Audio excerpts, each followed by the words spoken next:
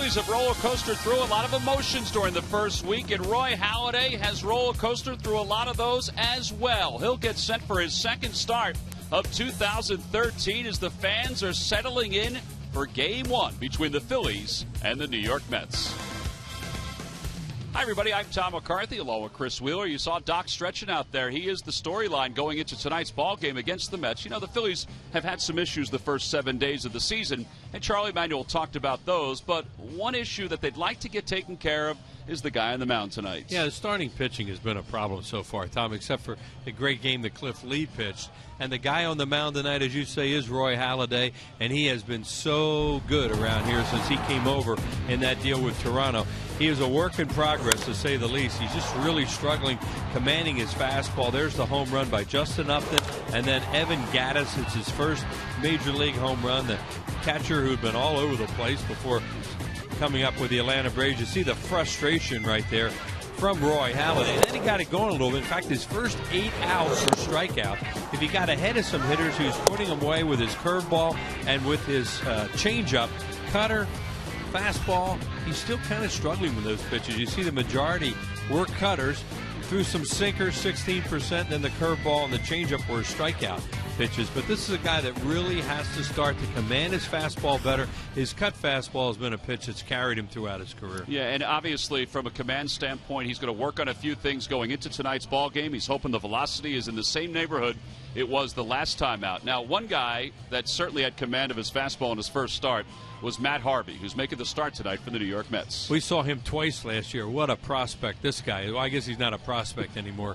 He's here in the rotation, pitching at the top of their rotation. Last time out, he threw a ton of fastballs and just blew away the San Diego Padres. A lot of strikeouts in 7 innings, only gave up 1 hit. See, most of these pitches are fastballs. There's a slider, another fastball. He's down with it with good movement. Then he mixes in a changeup there, another changeup, so he's probably going to throw them to left-handed hitters. But the 2 games that he pitched against the Phillies last year were really, really good. In fact, he won one of them, had a no decision in the other one. He's only 24 years of age, a high #1 pick, 7th overall out of North Carolina. He is from the Northeast, from Connecticut, so he's a guy probably very comfortable pitching in that atmosphere in New York. All right, so it is Game 1 between the Phillies and the New York Mets here at Citizens Bank Park. We'll see what both starters have in store for both sets of fans. As we said, they're settling in from both sides of the tracks. The lineups at first pitch when we return to the ballpark. Phillies baseball is brought to you by Budweiser. Great times are waiting. Grab some buds. By Toyota. See where Toyota takes you. Test drive one at your Toyota dealer. Toyota, let's go places. By Xfinity, the official HD triple play provider of your Phillies. By Citizens Bank, where good banking is good citizenship. Isn't it time you experience good banking? And by Independence Blue Cross. We are creating a more coordinated healthcare system that is built around you.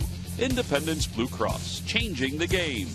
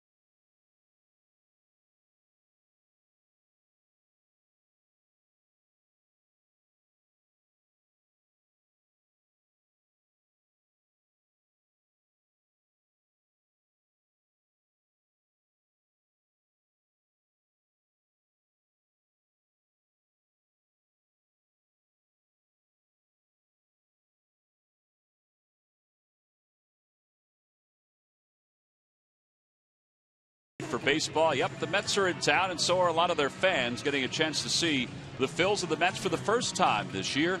The first of 3 here at Citizens Bank Park as Roy Halladay's warming up on the mound. Let's take a look at the Mets starting lineup. It's brought to you by Xfinity, your home for the most live sports. Leading it off in center field, Kirk Neuenhuis. Daniel Murphy bats second, then David Wright and Ike Davis. Marlon Bird's in right field, he'll bat 5th. Lucas Duda is the left fielder, he'll bat 6th. John Buck is the catcher, he'll hit 7th. Ruben Tejada's over at shortstop, he'll bat 8th. And batting 9th and pitching is Matt Harvey. And they'll face Phillies right-hander Roy Halladay, who lost his first outing of the year. Halladay comes in with 199 wins, but he did have 9 strikeouts in 3 1/3. First 8 outs he recorded in that game, Tom, were by strikeouts. See what kind of things he can do with his fastball tonight. See if he can command a little bit better. Keep his pitch count down. A scouting report, we're still going to put question marks with the fastball. Velocity, not that important, but command is number 1. And repeat his delivery. That's another thing he's trying to get better. He's been very, very good against the New York Mets. In fact, he's beaten them 8 straight games. 7-0 in a Phillies uniform against the New York Mets. Kirk Neuenhuis leads it off. Neuenhuis 1 for 3 against Halladay, and he takes a strike. It's 0-1.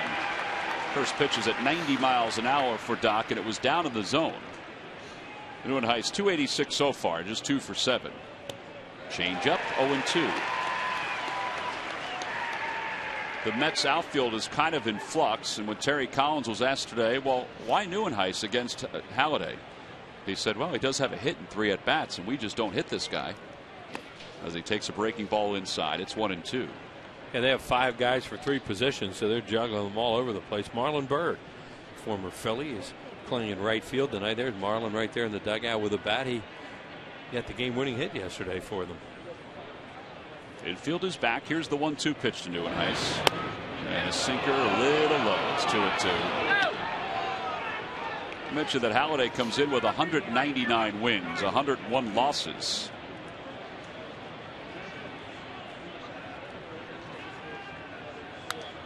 And a foul ball, and it remains 2-2. One of the things he talked about last time was trying to get hitters out faster.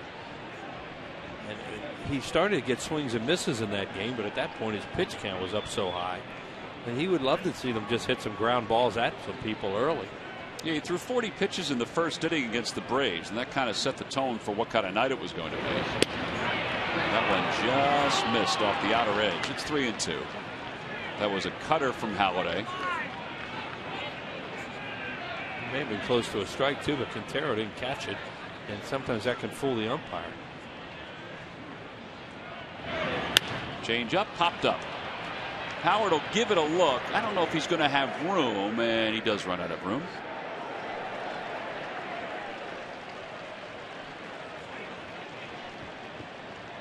Time for our Nissan keys to tonight's game. Really one of the, well, this is the first really good night we've had so far early in the season. It's a beautiful night here in Philadelphia. Well, take a lead and hold it. They had some problems with that over the weekend, and see if we can have another positive step forward for Doc tonight and win that 200th. Ground ball right side. Utley charges and takes it on the hop. Neuenhuis is retired, 1 away. That was an 8-pitch at bat, but the first out is recorded, and that'll bring Daniel Murphy to the plate. Mets had a lot of trouble, or the Phillies had a lot of trouble with the Mets last year, especially their left-handed hitters. And they lost all 3 series in this ballpark. They got swept the first time with leads in all those games that they blew late. That was the beginning of that stuff last year where you thought, oh, these late innings could be a problem. Yeah, right now, the first week of the season at least, it's the middle relief that's been an issue. As the first pitch is inside, the Phillies have had 11 inherited runners so far this year, and 10 of those runners have scored. Yeah, that's not going to get it done. And it's surprising because those guys, a lot of those guys did pretty well during the spring. That one's back toward the middle, knocked down by Halladay. That helps. That helps, but it probably stings a little bit too. But he'll take that. He gets an out on 2 pitches. Put the glove down. He's so tall. That's not an easy play for a 6'6" guy to make. But it looked like a sinker away and hit the ground ball. That's probably going to be a base hit if he hadn't knocked that down. 2 away. David Wright is the batter. Wright 6 for 20 so far. To carry those numbers all the time over at the Vet. Who led the opposition homers at Veterans Stadium? Well, this guy leads in homers here, 16. Outside, 1 ball and no strikes. Gary Carter was one of those guys who was always right up among the leaders in that category. Willie Stargell? Yeah, he hit a few. His yardage might have been the most. Oh, he hit him a long way. And high. How about Dave Kingman? Oh, he could hit some too. Outside, 2-1 the count to right. Stargell hit more though. he wore it out. No part of the park could hold Willie. Wright is 4 for 24 lifetime against Doc. And he was late on that fastball. It's 2-2. Now we take a look at our Mazda leaders. And David Wright with 27 home runs against the Phillies, 16 here at Citizens Bank Park. Beltran tied for the top spot overall among active hitters. Breaking ball and a called strike 3. What a beauty that was from Roy Halladay. That was the best curveball of the first inning for Doc, and he works a 1-2-3 inning. Well, there's no doubt that he has enough pitches to be effective. Whether those pitches around the strike zone, so far tonight, they are.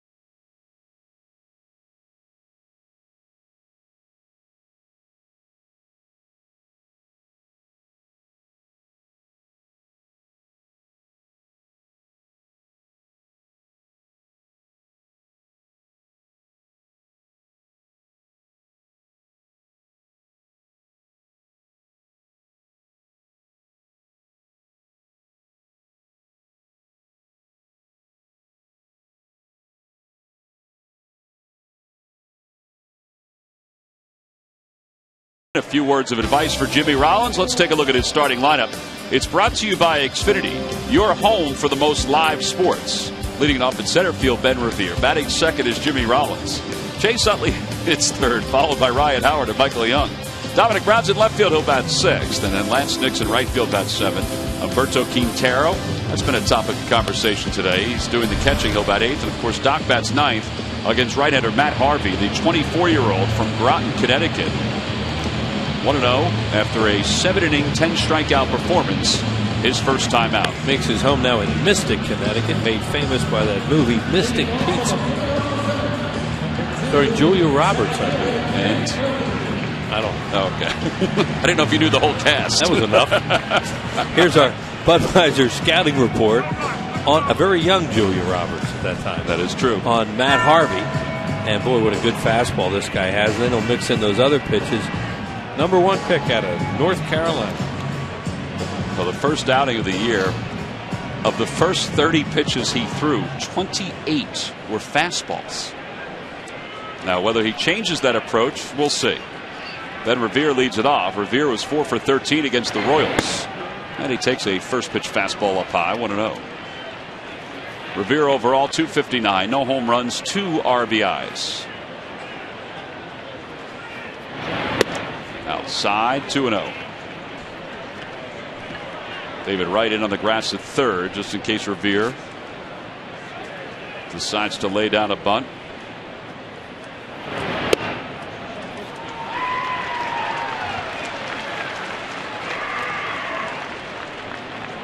Three balls, no strikes, the count.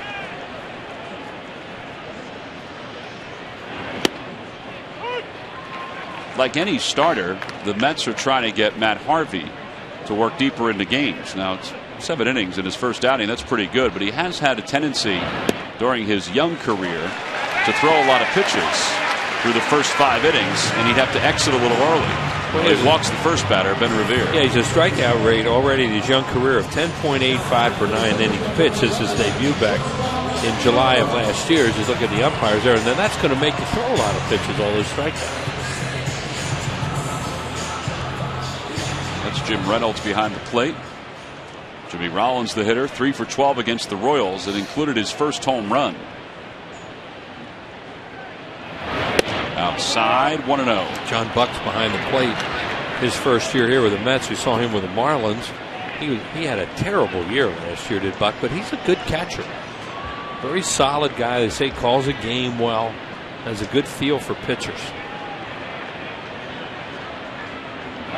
Runner goes. Pitch is swung on and missed. The throw to second on one hop. Not in time. Stolen base number 4. Phillies are 8 for 8 in stolen bases so far in the first week of the season. That is a great sign. Yeah, boy, he got a good jump. Slight spin of his wheels there. Jimmy swings through it.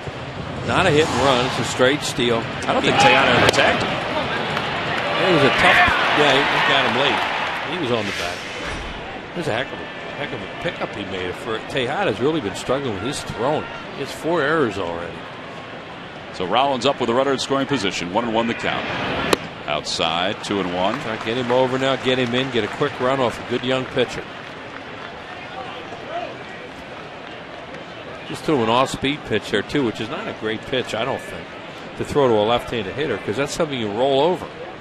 That's what they want to do right now, the Phillies, is roll something over.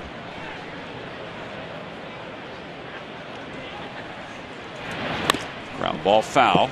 Another one, another breaking ball. But that was way inside. That's his home run yesterday. 3-run shot in the 9th inning. Jimmy Rollins made a heck of a living on pitches just like that throughout his career, down and in. He's a good low fastball hitter from the left side. At some point this year, he's going to reach 200 home runs for his career, just to add to everything else he's done. Hit hard but foul to the right field line. 3 straight off-speed pitches that are so much easier to pull. This is a curveball, and he just hooks it foul. But he's trying to pull something to get the runner over, and that makes it a little bit easier. Because even if you just hit a little weak top ground ball, you get him over. Bill's trying to get a run out of the chute against the Mets. Right side, they will get the runner over. And Murphy throws out Rollins. 4-3 on the putout. Just stayed with off speed. That was a changeup. Good job by Jimmy.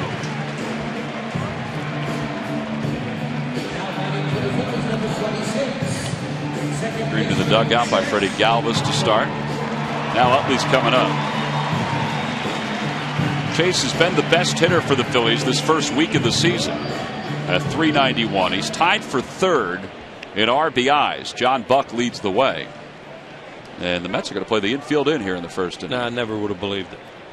I guess they think that, I don't know, Roy Halladay has pitched a perfect game in a no-hitter. Terry Collins was talking today, and all he would do when people were asking about Doc's struggles, he would say, listen, Greg Maddux figured it out. That guy's going to figure it out eventually. I think a lot of baseball people feel that way. You know, you just have to kind of let it run its course right now and not overreact one way or the other, I think. 0-1 the count. Utley 4 for 12 in the series against the Royals. Still strange in the first inning, though. And they've been scoring runs. It's not like the Mets are in a run scoring problem here early in the season. They've been scoring a lot of runs. Yeah, they have 36, which is 5th in the National League. Utley takes low, 1-1. Sometimes this can play with a guy's head, too. And managers will do that. And Collins is one of those guys that kind of does those little things. And by playing with his head, I mean, well, he sees the infield in, he's thinking the same thing. What are they doing in the first inning? Now I got to lift it. I got to think about hitting a fly ball as opposed to just a ground ball in the middle of the field. Maybe you do too much.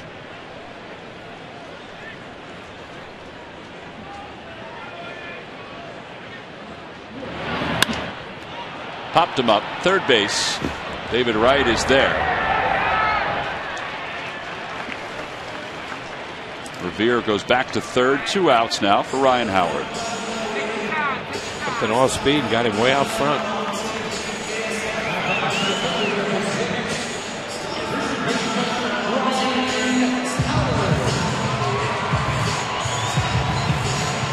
play good baseball and win more games this year and be a good team, those are the runs you need to get in. Now it takes a 2-out hit, and you still may get it. But those runs sit out there, and nobody knows that better. And Chase Utley was trying to get the job done, and Harvey fooled him with a changeup. Now Ryan Howard now the hitter. Howard takes a fastball belt high. And it's 0-1. Phillies as a team are hitting .286 with runners in scoring position. Yeah, and that guy right there, you really wanted him up in that spot. Didn't get it done that time. And now Howard is behind 0-2.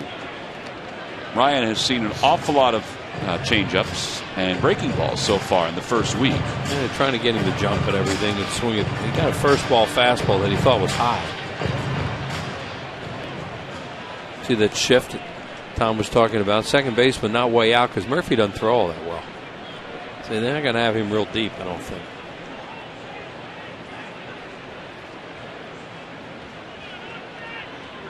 Swing and a miss. Some high heat from Harvey. 98 miles an hour. Now the side is retired. The Phillies do threaten. They leave one over at third. We go to the second here at Philadelphia. It's the Phillies nothing and the Mets nothing.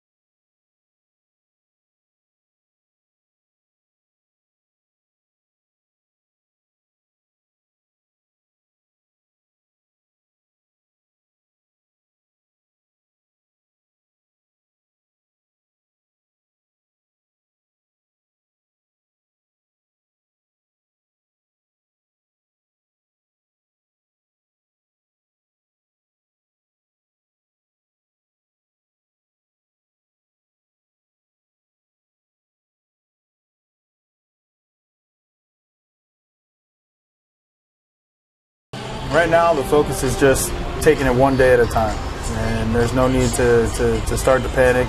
Even though I know people are probably panicking already, there's a lot of season left to go. Should people be concerned in Philadelphia? Yeah. People are always concerned in Philadelphia, so that doesn't surprise me at all. They didn't exactly give them reason not to be this weekend or in the first series. Well, the first installment of Philly Sports Talk is in the books. And if you like talking Philly sports, then do something about it. Philly Sports Talk, the new way to talk Philly sports. Michael Barkan, you saw him interviewing Ryan Howard. And tomorrow, Jason Kelsey from the Eagles is scheduled to be a guest. 5 o'clock Eastern Time on Comcast Sportsnet. Ike Davis leads it off here in the top of the second. Davis takes inside. Very strikeout prone, Ike Davis. He can also hit them as far as anybody. He loves the ball down. 1-1 the count. I like to change speeds with him and then go upstairs with him, try and get him out that way. But he will, when he's not swinging well, he will chase. And he's not a real fast runner either. Back toward the middle. Rollins ranged nicely to his left. And that was just what Wheels was talking about. It turned out to be an easy play for Rollins. During the 2013 season, Turkey Hill will contribute $100 for each Phillies victory and 5 cents for each carton of Phillies Grand Slam ice cream sold to support the Phillies youth baseball and softball programs. One out for Marlon Byrd. Marlon invited to spring training by the Mets after a pretty good winter ball season. He was trying to find a job, so he went to winter ball, hit .318. And so far, 5 for 18 for the Mets.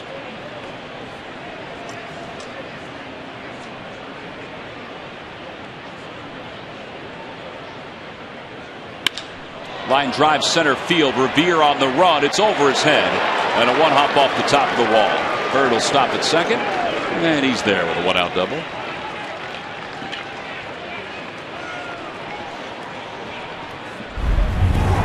Here's Marlon Byrd winning the game for them yesterday in the 9th inning with Steve Cishek. It was a sinker, it looked like, came right down and into him, and he got it inside the bag, knocked in a couple, and the Mets came from behind bottom of the 9th to win that game. Yeah, the Marlins played the infield in on that play. The infield in. Now, the ball looked like it was foul, but they were up by 1 with the infield in. Well, you know, you do that sometimes when you're on the road team because you don't want them to tie it up there on a ground ball.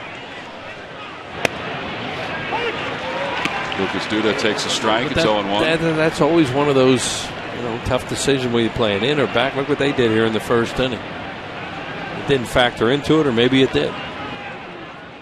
Duda, 176 hitter this year. Inside, 1-1. If you're the home team, you know, you play the infield back a lot of times, and you'll give up the tying run. You know, and then you think, well, we'll win it in the bottom of the inning.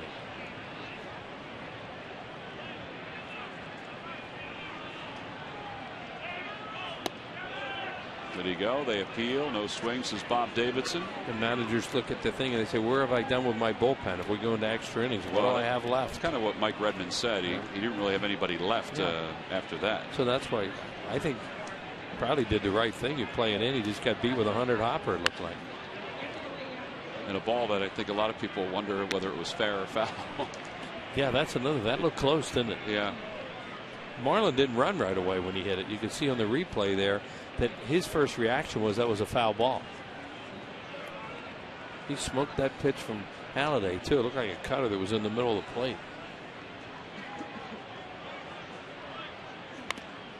Foul ball into the Phillies dugout. It remains 2-2 to Duda. It's another guy with tremendous power and not much foot speed. They have some base cloggers in their lineup that they hope will just hit some extra base hits or home runs and do those kind of things. But Duda and Davis really can't run much at all.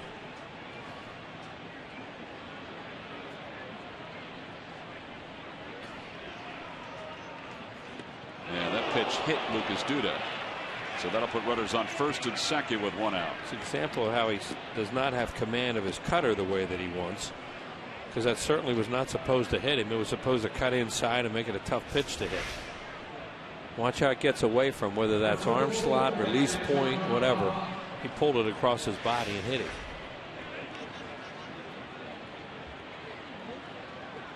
Well, now with Bird at second and Duda at first, John Buck is the hitter. Buck leads the National League in RBIs with 9. Buck was acquired by the Toronto Blue Jays in the mega trade with the Marlins this offseason, and then was traded to the Mets in that semi-mega trade for R.A. Dickey. Right. Outside, 2-0. Trying to get Buck to roll over a breaking ball because he's another guy that doesn't run real well. You could get a double play and get out of the inning, and he stayed off him. Now he's in a hitter's count. This guy struggled just mightily with the Marlins last year. Got a little bit better as the season went along. It's that one to right field. He hits it pretty well. Nix just turns, and that one is gone. And the Mets have taken a 3-0 lead here at the top of the second. A pitch that was up in the zone, and John Buck hit his 3rd home run of the year, and he now has 12 RBIs in the first week of the season. Hit a grand slam just like that against the Phillies when he was with the Blue Jays when you're to right center field. Hit a home run to right the other day.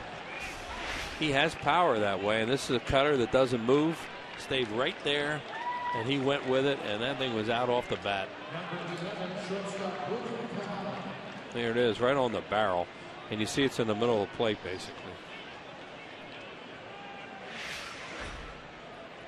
Well, now with 1 away here in the second, the bases are empty for Ruben Tejada.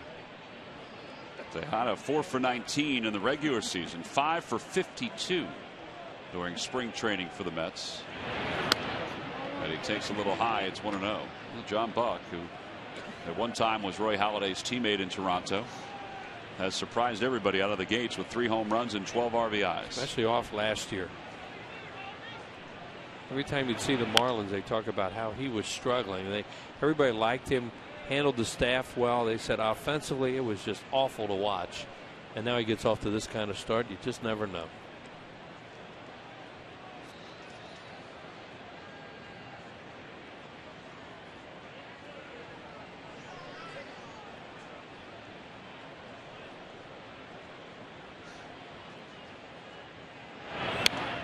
And it's 1-2 as Tejada fouls it off.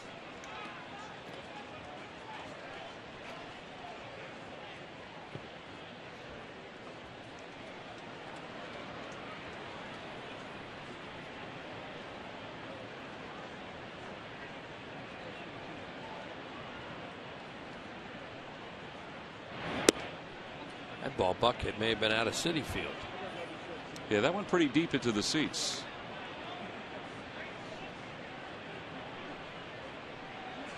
Lance Nix barely moved in right field. I mean, he could obviously see it flying over his head. Up high, 3-2. Yeah, it's warm here tonight too. It'll fly a little bit. There's a lot of talk today about Quintero starting for Roy Halladay. As we mentioned on the telecast the other night, Charlie Manuel said that he was going to start Quintero with Halladay today. And there's ball 4. Tejada draws a walk. He said that as they go through the next couple weeks, he's probably going to have Quintero catch everybody at some point. Now, Quintero has never caught Halladay, didn't catch him during spring training. There was a lot made because of the ball that Justin Upton hit with the Atlanta Braves in last week's start by Halladay. And now he mentioned after the game that, you know, Eric Kratz had called that pitch and he didn't really think that was the best pitch. But he threw it as Matt Harvey bunts one foul, according to Jim Reynolds, the home plate umpire. But as Rich Doobie said before the ball game, he said it's not about the catchers, it's about the execution of pitches by the pitchers so far. As we've seen in this inning, perfect example. Those pitches that have been hit, Marlon Birds and Bucks, right down the middle. Right. And he hit the other batter with a cutter. Starters have an ERA of 6.75 coming into this ball game. And overall, the staff ERA is over 7. 0-2 the count now to Harvey.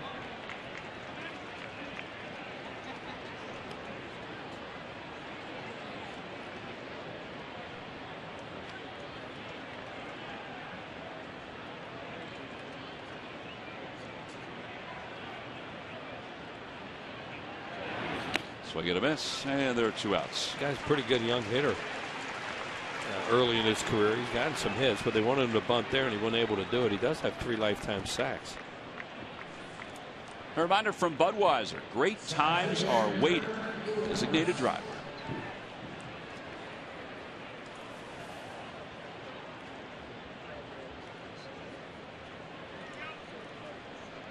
Two away for Neuenhuis. He grounded out his first time up, so he's 0 for 1. Fastball upstairs, 1-0.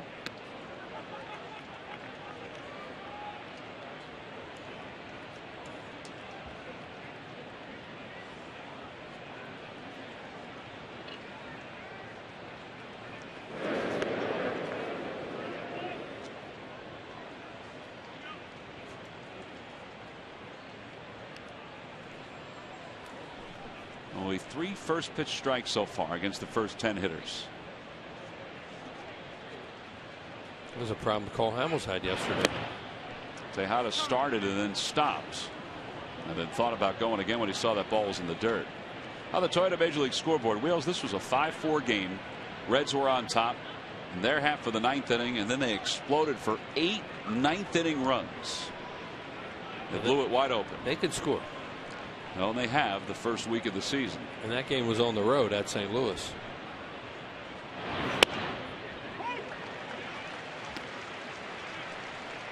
15 pitches in the first inning, up to 41 already now here in the second.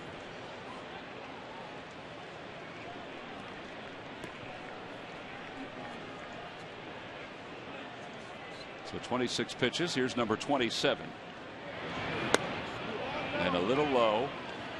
3-1. Murphy on deck.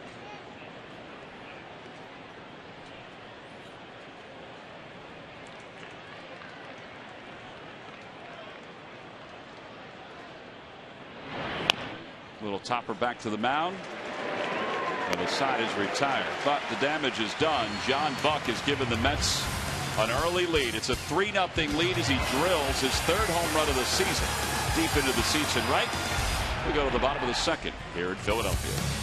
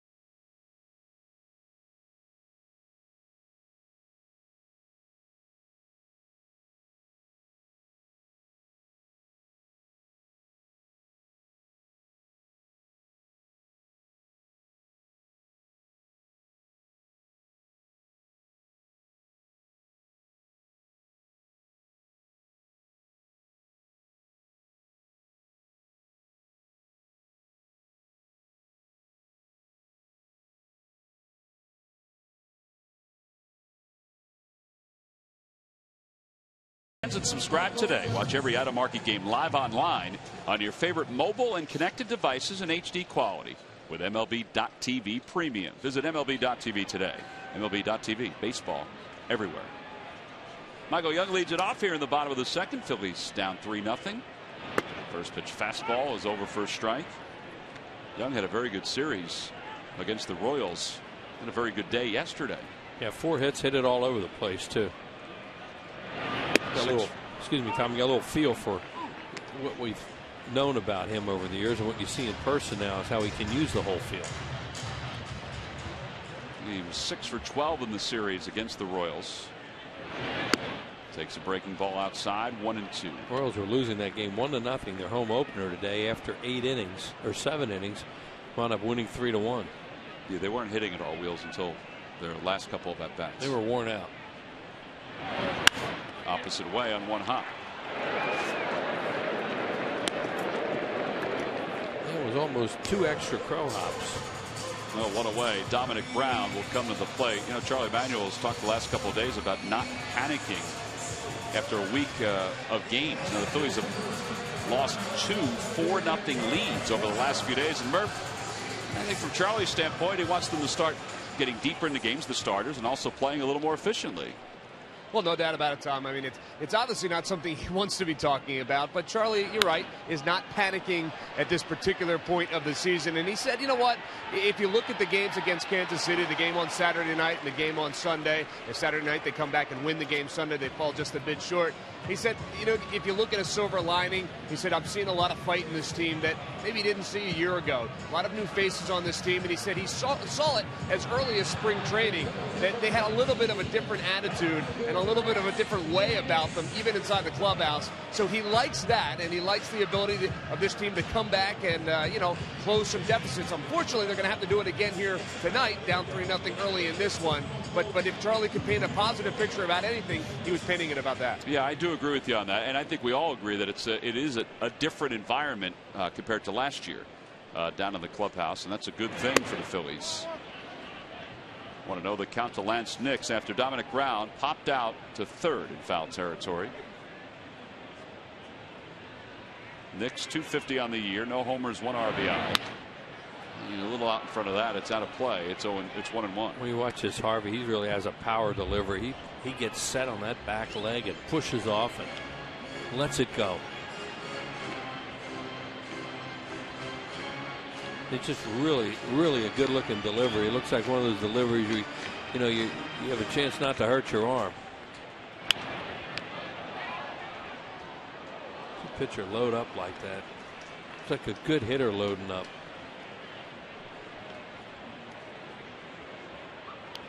They have compared his leg drive. I mean, he's a totally different pitcher, but his leg drive to the way Tom Seaver used to drive his legs. Yeah, I didn't know that. But just watching him just now, it's one thing that really jumped out was watching him, the way he uses his legs.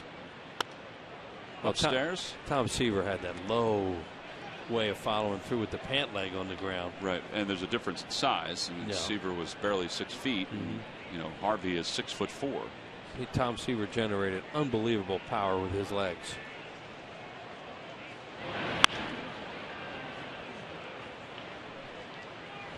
Buck's trying to mix in some off-speed pitches down there. This guy has a power fastball, but he's trying not to let him just fall in love with it, it looks like.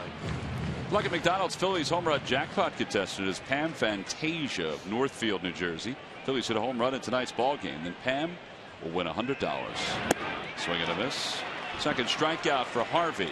Phillies go down in order here in the second. No runs, no hits, and nobody left. We've played 2.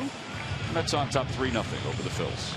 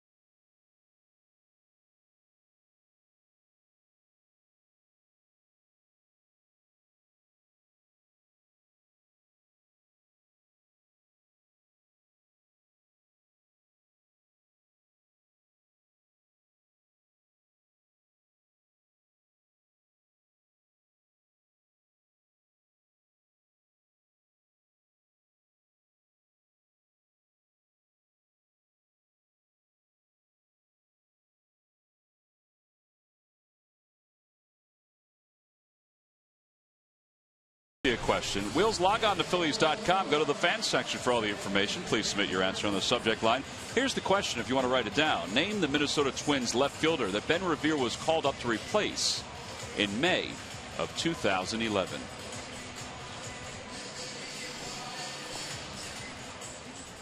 Usually when my kids give me a look like that, they're in trouble. The answer will be revealed in the 7th inning. Daniel Murphy leads it off for the Mets. A lot of times you go, okay, where's the tie-in? Got to look for the tie-in, Wills. Right. Murphy grounded back to the pitcher his first time up.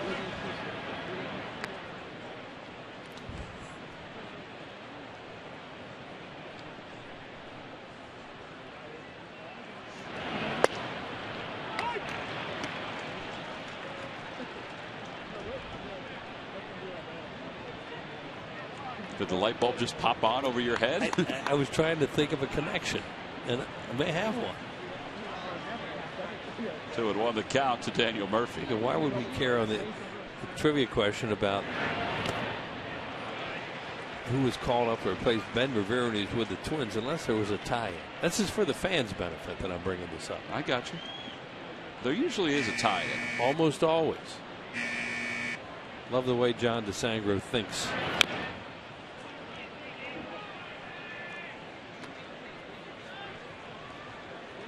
Those years he spent around Coach Chaney have paid dividends. Made him think. Absolutely. It's 2 balls and 2 strikes to Murphy. Breaking ball inside, 3-2. Made him tired too from all those early morning practices. This is nothing for him right now.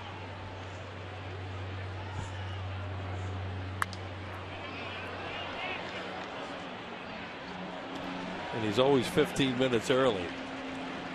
Coaches like that normally that you're late if you're 15 minutes early, so you better be 20.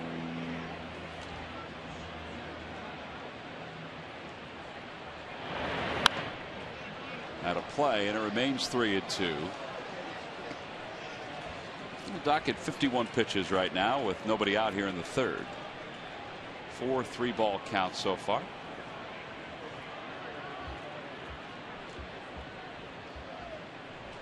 Second time he's had a 9-pitch at bat, and it's inside, ball 4. Talking to some of the people around the Mets, they say their hitters take a lot of pitches. They work the counts, and it's just set up for Roy Halladay to throw a lot of pitches the way that he is right now, the way things are, because they'll take a lot of them. Well, and I think that's the Moneyball way. I mean, Sandy Alderson was first with the Oakland Athletics, and now is the general manager of the New York Mets.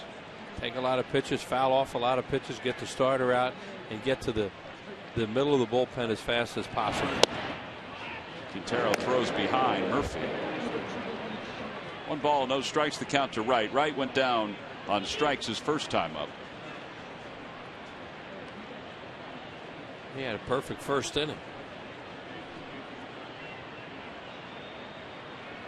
That kept the hitters off balance, got a couple of ground ball outs.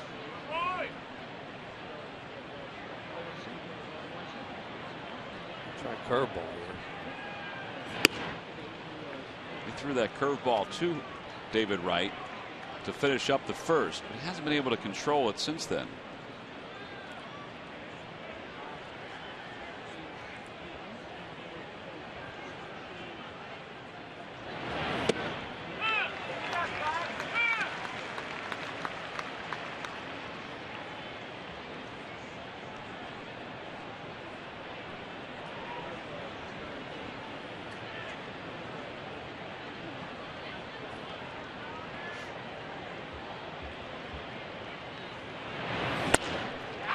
Late, and it's 2-2.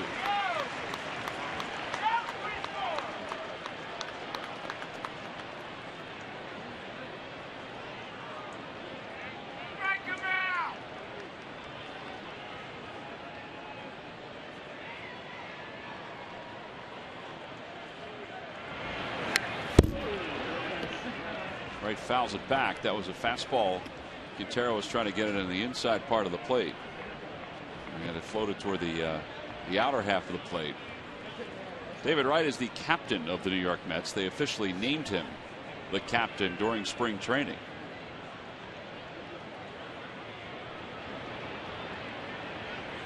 Outside, and it's 3-2. It's all part of the release point. It's curveball again. You know, whatever he does to make it effective, he's pulling it a little bit. You know, they keep working on trying to get his release point.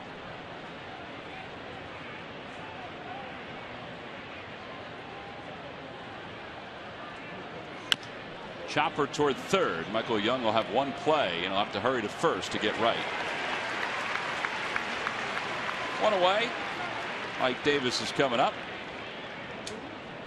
as Murphy goes up to second. Don't forget the Mets are still in town tomorrow, which is a Hatfield Dollar Dog Night, first of 2 wheels in the month of April. Oh, good. And then Wednesday is a 7:05 first pitch. Order your tickets now at Phillies.com.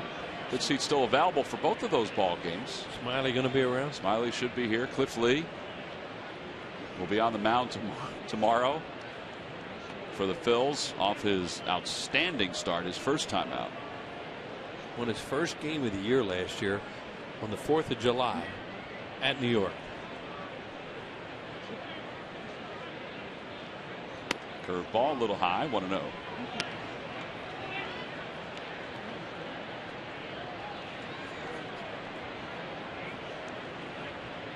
Davis hit a little tapper up the middle. Jimmy Rollins threw him out. Murphy on second. 2 balls, no strikes, the count. Staying away from fastballs with Ike Davis so far.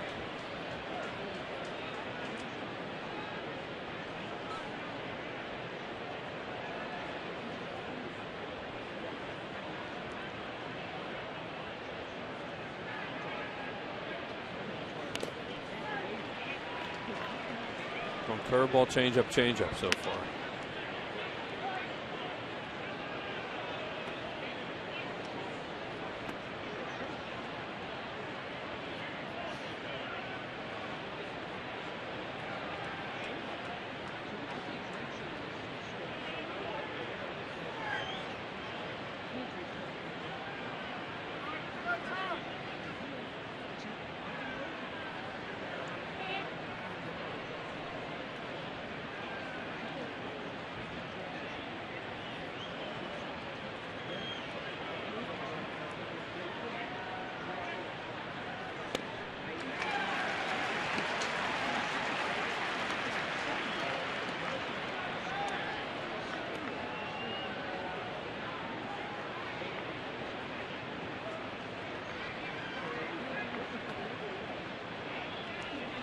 Mike Davis last year hit 175 in the month of April. Was off to a horrific start. Picked it up as the year went on. Check swing. Looper out toward first. Caught by Ryan Howard. And there are 2 outs. And Murphy still at second. And Marlon Byrd's coming up. So Halladay can see himself through this inning if he can get Marlon Byrd. He made 2 really bad pitches this game so far. The double to Bird, which is down the middle, and then of course the 3-run home run to Buck after he fell behind. Missed with 2 curveballs to Buck, and then threw a cutter that didn't move. There he is. Has 3 runs on the board in this game. John Buck has 12 RBIs, the most by a Mets player in the first 7 games of the Mets season in club history. How about that? All the hitters they've had the most RBIs through the first 7 games. Probably one of the more unlikely guys to garner those.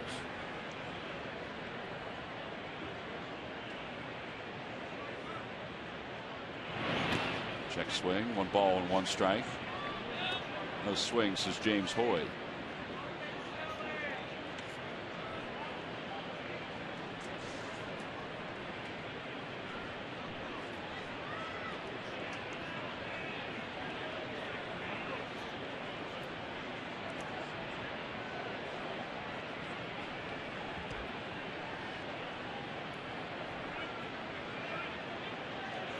Outside, it's held away, 2-1. I mean, it's obvious after the first inning where he threw 15 pitches, he doesn't have the same rhythm that he had then. His pace is much slower as he's working here in the 3rd. About to throw his 68th pitch of the night. And Byrd probably went on that one. Nope, says James Hoy. And it's 3-1. There's a changeup way out of the strike zone. He started to go. And held up. He did hold. Check it, he says.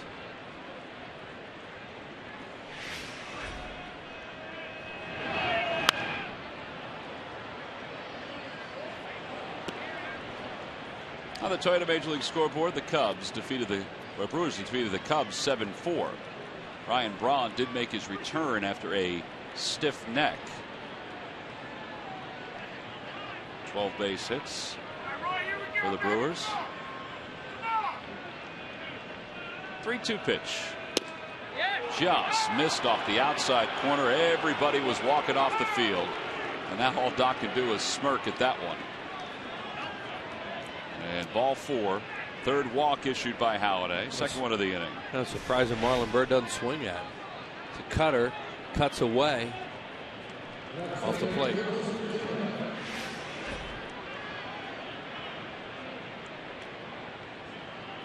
Well, that'll bring Lucas Duda to the plate. Duda was hit by a pitch his first time up. And that one's hit into the Phillies dugout. 0-1.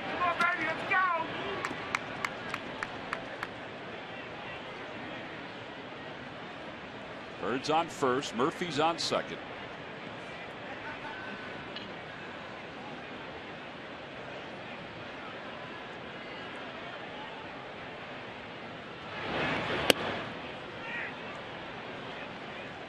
No appeal from the home plate umpire.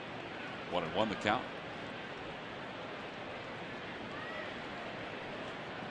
29 pitches this inning. 14 balls, 15 strikes. And a liner to center field. Revere's going to play it on one hop. Murphy's around third. He's heading home. Rollins won't make a throw. And it's a 4-0 ball game.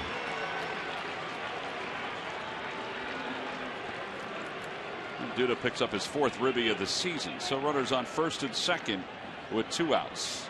And you have to think that the Phillies are going to have to get the bullpen up pretty soon. Not only because of Doc's pitch count, but he is laboring again in the strike zone. Yeah, he's certainly not getting those early outs that he wanted to do. Fell behind another hitter and came in with a fastball and got hurt. Well, John Buck homered his last time up. An opposite field shot, a 3-run home run.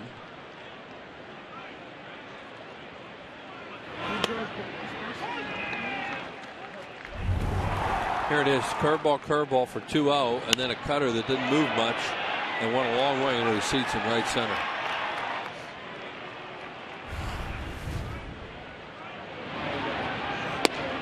Breaking ball, strike 2.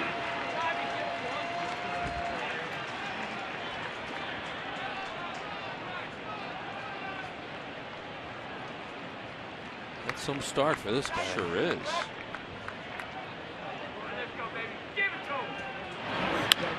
Now the right field line out of play. Remains 0-2.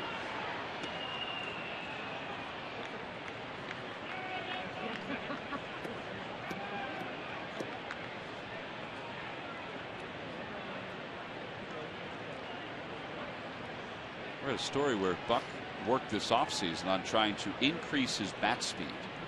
It's tough to do. Sure is. You should get yourself a little stronger. You can do certain techniques with your stance. Lays off and it's low. 1-2. Surprising, they're just not swinging at that changeup even when he gets ahead of him. And that pitch right there, it's almost impossible, you think, to stay off it with 2 strikes. Ground ball off the third base line. Young will just wait for it. Step on third. Side is retired. The Mets do score another run on a base hit by Lucas Duda. They lead 2. Middle of the third here in Philadelphia. The Phillies down 4-0 when we get back.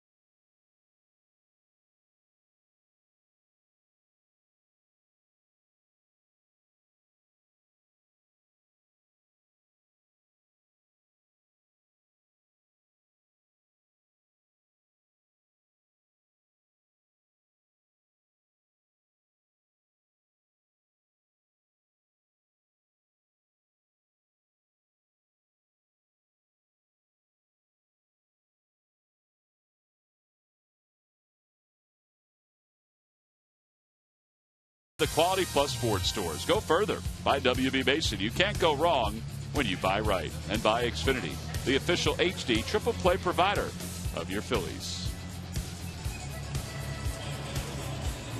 Bottom of the third, Humberto Quintero will lead it off for the Phillies. Phillies have not picked up a hit yet. They did have a base runner when Ben Revere led off the first with a walk, stole second, went to third on a ground out, and was stranded over there. So Quintero starts it off. 0 for 3 in his first start against the Royals.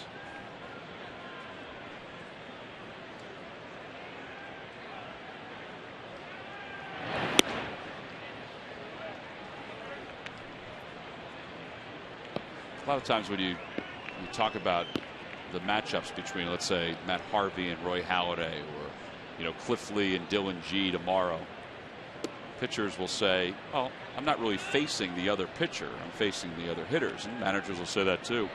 Terry Collins today in his conversation said, "Well, Matt Harvey better be up. He's facing Roy Halladay." Yeah.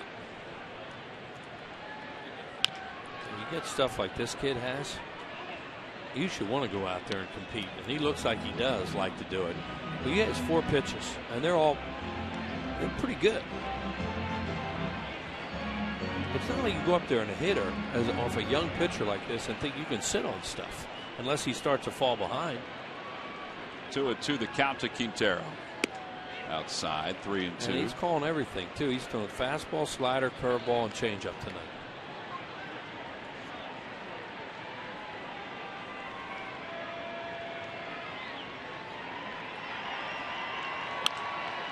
The loop route towards center field. Neuenhuis misread it. He dives. Did he get it? Nope, he trapped it. He took it on one hop. And Quintero is aboard with the first hit of the night for the Phillies. Yeah, that was, as you said, Tom, you could see he trapped it. And then it popped up in the air. And then he caught it. But he misplays this to begin with. And you see right there, that ball hit the ground. You could see that up here that it took a little short hop. Now, he has it in his glove. Now watch it pop up again. Now he catches it. So you may as well try and sell it. Because right there you didn't catch it, but does the umpire know it? Well, credit John Hirschback. He went running out to make that call.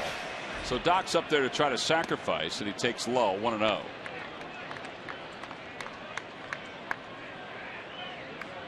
We mentioned that the Mets outfield is kind of in flux. Well, he was way too deep for Quintero, too. Hits a lot of balls shallow to right and right center. Once it foul, 1-1.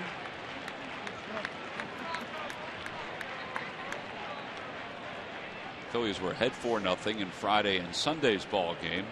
Wound up losing them. They're down 4-0 here at the bottom of the third, trying to get a run across the plate, start clawing their way back.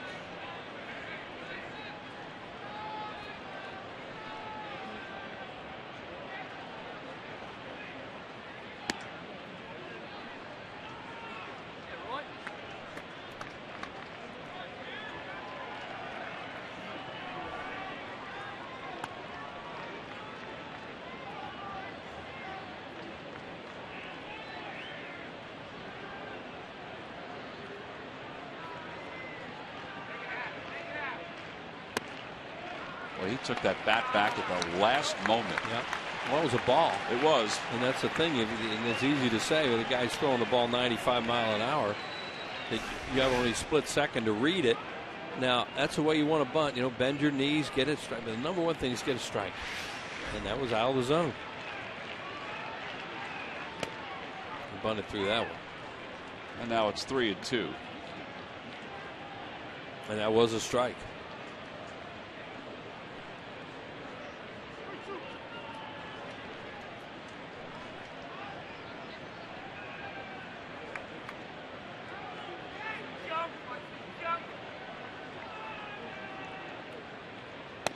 And a called strike 3, 93. Third strikeout for Harvey.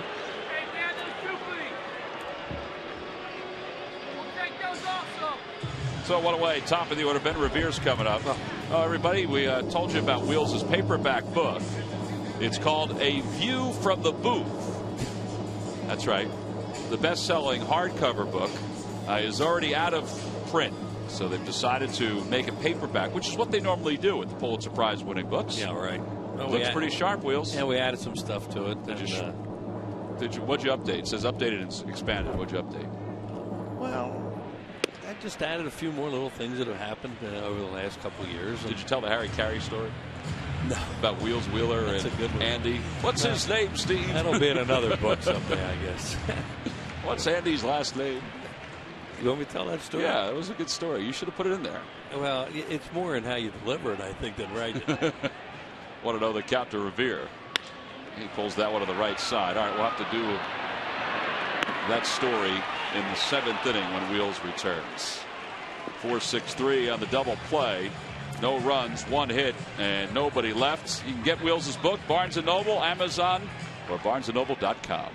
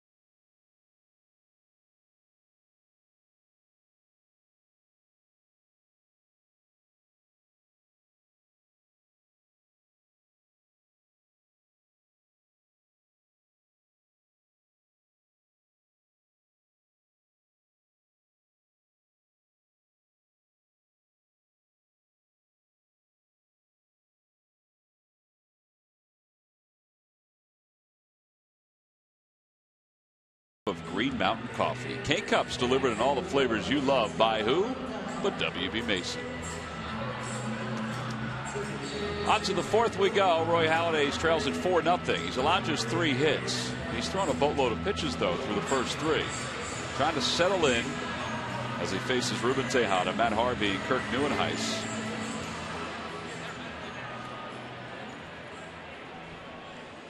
Tejada walked his first time up. One of 3 walks issued by Halladay. Sarge, I think that's one of the things that stands out. It's all part of the command issues that Doc has, as he's trying to figure out the arm angle. I mean, there he throws a 90-mile-an-hour pitch. That's good. I mean, that's you can get away with throwing 90 miles an hour. Fastball has been decent at 90. The thing is, though, when you get it up, that's when it gets hit. It's got to keep it down. Over to third, big hop for Michael Young. So fastball changeup to get Tejada 1 away.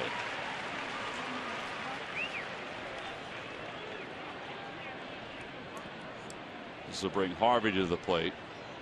Well, I mean, every pitcher as they get older, it doesn't matter who they are. Even a guy like Jared Weaver last night. They were talking about the lack of velocity that he has compared to what he was 2 years ago. Now he's a younger pitcher than Roy Halladay. Well, but you can figure it out if you have enough pitches. And a lot of people have pointed out that Greg Maddux had a ton of pitches last few years through 87, 88, sometimes 86. Well, Doc throws harder than that. Yeah, well, the difference is for sure Maddux was always on the corners. They used to tell him and try and get him to slide step, and his rule of thumb was just don't let him on base. Outside, 3-0. So he's fallen behind 3-0 to Matt Harvey. But even in saying that, you still have to pitch inside, but they got to be quality pitches when you come in there. A lot of people talk about arm angle, and we know we've talked about that too, how Roy has been working on his arm angle. A lot of his success has been because of his arm angle. I don't see naked eye wise a huge difference with where he releases the ball, but there is a difference according to different statistics and websites, and even to his pitching coach. And I guess it does take time to relearn a different arm slot. Well, I mean, early on when he came here, I thought his arm slot was up a little bit higher. When you're talking with Larry Emerson about it, he says you got to be able to get on top of it. The only way is high. That ball was hit down the right field line, slicing foul. And it remains 3-2. Where he's been throwing the ball on that two-seamer, it seems to maybe flatten out a little bit as opposed to being really able to bore in on the right-handed batters. That's been the difference. Well, this is a 7-pitch at bat by Matt Harvey. This will be the 8th pitch. He's obviously the pitcher.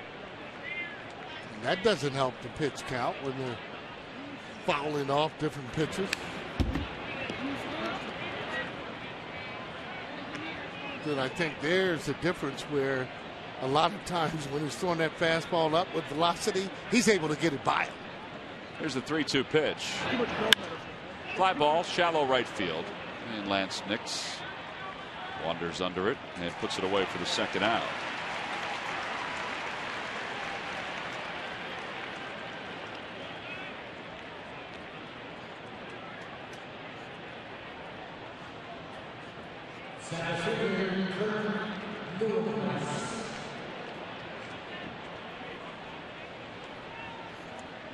Two outs now for Neuenhuis, who has grounded out to second and back to the pitcher.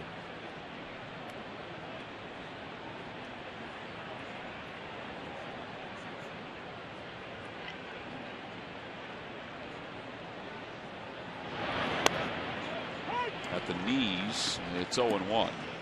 You can get away with pitches even if you're not throwing them hard down in that area. Whether or not they get called strikes or whether or not the hitter's swinging at them.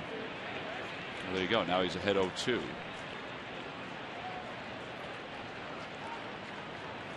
Look, you're dealing with a guy that has obviously a lot of pride when going out on the mound. And when you've had the success that Doc has had, you always feel you're going to be able to go out there and do what you're doing. And that's striking out hitters.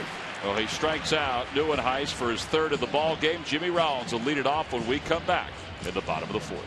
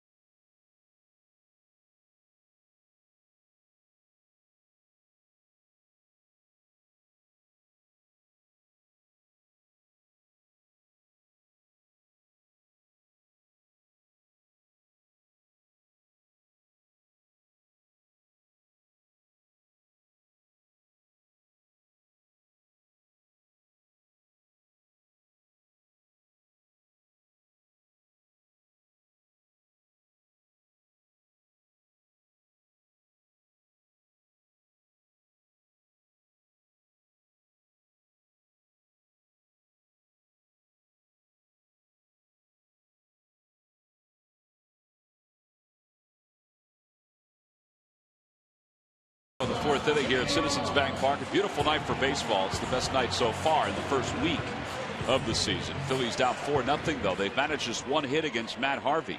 It'll be Rollins, Utley, and Howard, 2, 3, and 4 against the 24-year-old right-hander out of the University of North Carolina, originally drafted by the LA Angels of Anaheim,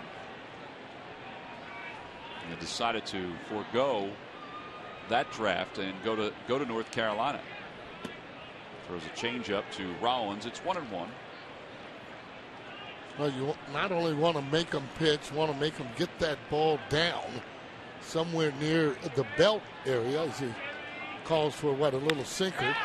Out towards center field. Neuenhuis on the run. It's tailing away from him. It's going to go to the wall.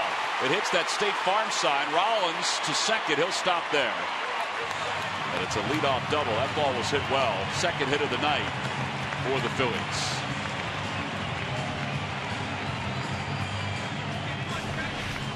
Well, leading off this particular inning, as you see again, the ball down, and when he gets it down, he usually can move that ball. Ball slices away too, and after that automatic double, thinking about 3, but down right now by 4 runs. Don't want to go into third base sliding. Utley popped out his first time up. So 0 for 1.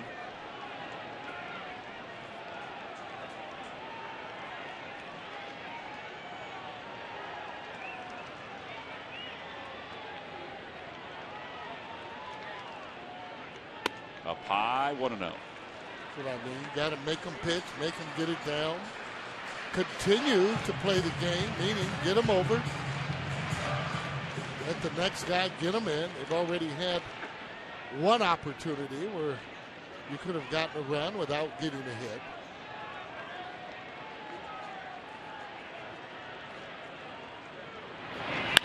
To the right side. Ike Davis makes the play, flips it over to first, not in time. That was a silly play. And Utley's aboard, Rollins to third, and the Phillies have first and third with nobody out. Yeah, actually trying to lead him over there to the bag. It's thrown way too soft. They scored a hit for Utley. Yeah, and well it should be. Hustling all the time. Take a look at it for yourself. Now he goes out there in the hole to pick that up. Now Davis just floats it over. By the time he does that, way too much. There goes Utley again. Always hustling, looking. He knows he has that beat. So he's aboard. Howard's up with nobody out and runners on first and third. The Mets are giving the Phillies a run here on a ground ball. Ryan Howard so far 3 runs batted in this season.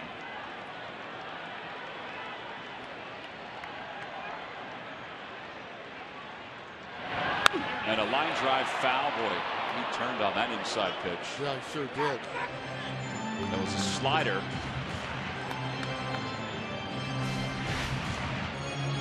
Quick hands. Oh, hanging slider. Well, he's been quick inside, almost a little bit too quick. And I say that because he gets those check swings being called strike 3.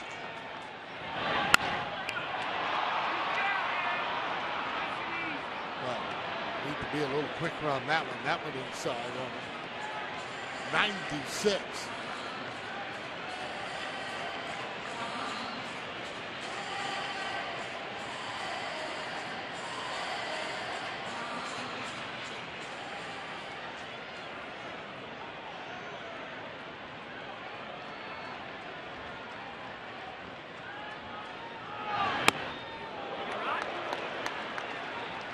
Slide step.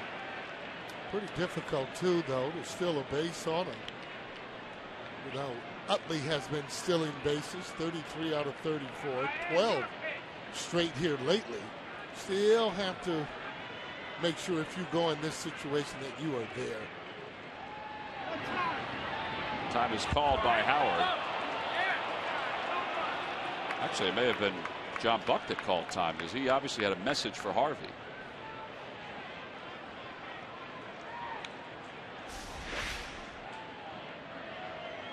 Oh yeah, John Buck. I didn't even see that. And the home plate umpire pointed to the catcher. Howard stays alive, fouls it back.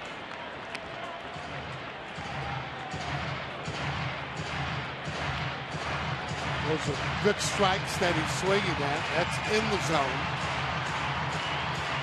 Just want to make sure you're not over anxious and swing at that ball, that fastball that would be up over your hands, or any slider that would be in the dirt.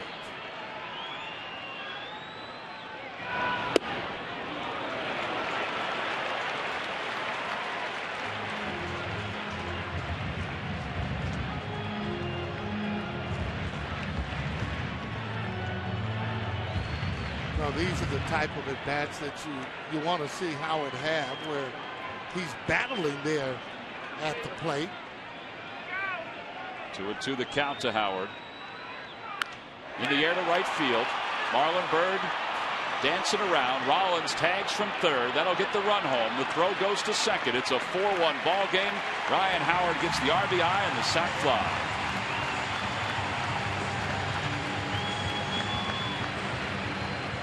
Well, that's one back.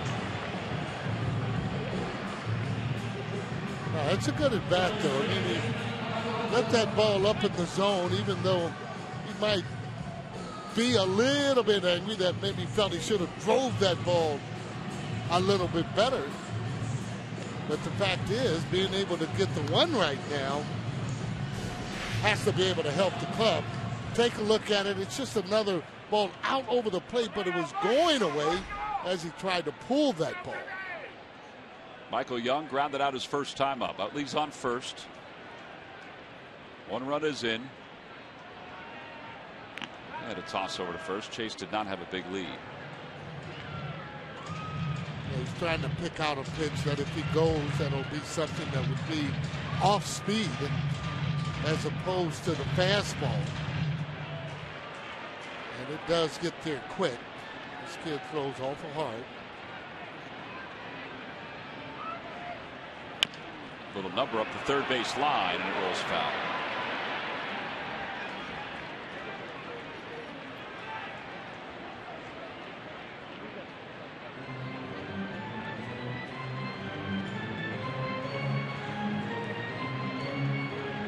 Well, Major League Baseball fans have used StubHub over the years to get the best seats available just before game time. This season, you can get more with your tickets thanks to StubHub Fan Rewards. So get to StubHub and grab your seats today.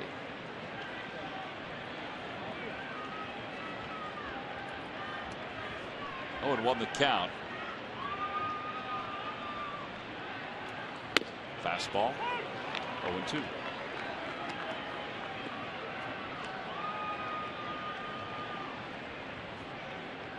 This guy throws the majority of fastballs, so even the slider that he throws, he ends up throwing it, pretty hard. They zone him down and go to swinging.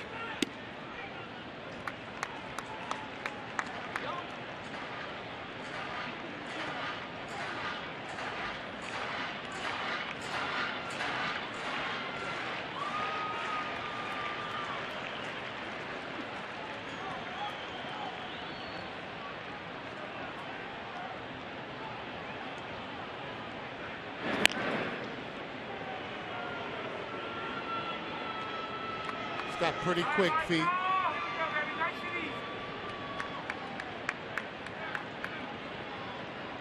Really got to get yourself a good jump the way that Ben did if you're going to steal that bag. Swing and a miss. Well, there are 2 outs, 4 strikeouts now for Harvey.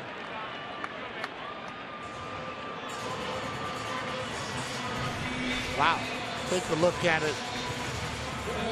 That's a slider. He had no chance on that pitch at all.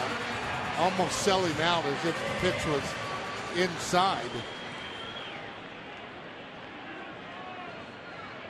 Dominic Brown popped out his first time up into foul territory on the third base side. They play him to pull on the left side of the infield as Utley leads off first. A little low with that first pitch. It's 1-0.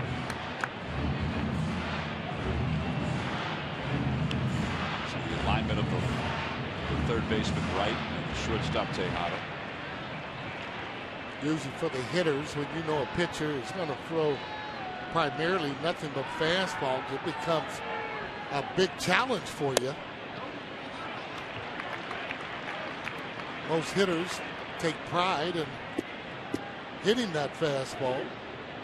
Toyota Major League Scoreboard, Justin Upton has scored the game's first run against the Marlins. It's 1-0 Braves.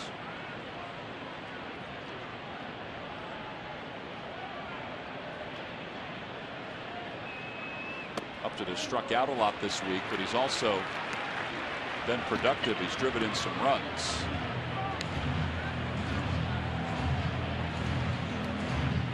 Now, when they talked about it, that whole team's going to strike out quite a bit. Ugly. Their second baseman usually has close to 160 or more. We got the green light out towards center field. Neuenhuis is under it, and he makes the play for the final out. Phillies do get one back on the sac fly by Ryan Howard. We've completed 4. We go to the 5th inning here at Philadelphia. It's the Mets 4 and the Phillies 1.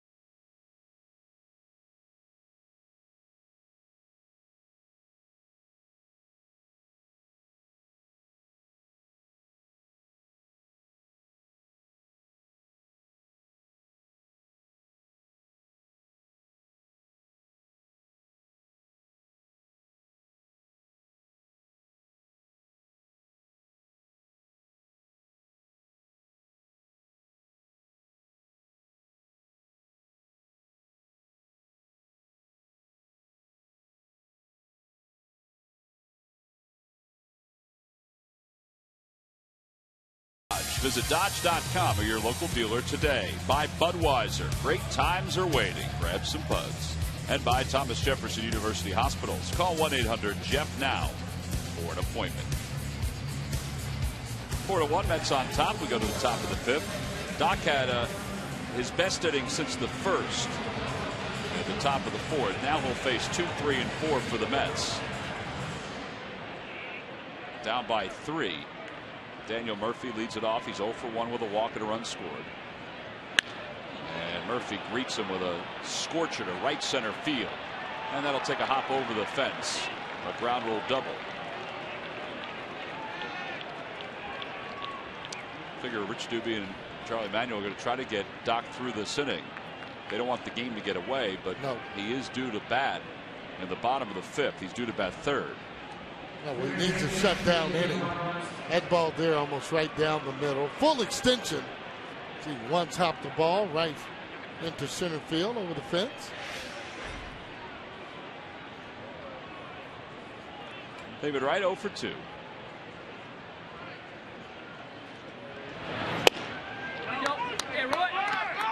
That's a tough pitch. It's where you want to keep it. Wright trying to hit the ball to the right side of the field just to be able to get that runner over. Gets away from Quintero. Murphy's going to go to 3rd. And a wild pitch. We'll put a runner at 3rd with nobody out, and it's 1-1 to right.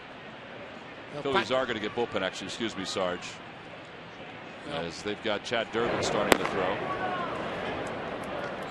can't afford to give up any more runs, so they're going to bring the infield in to try and stop the run over at third base. Wright hits it down the third baseline, foul.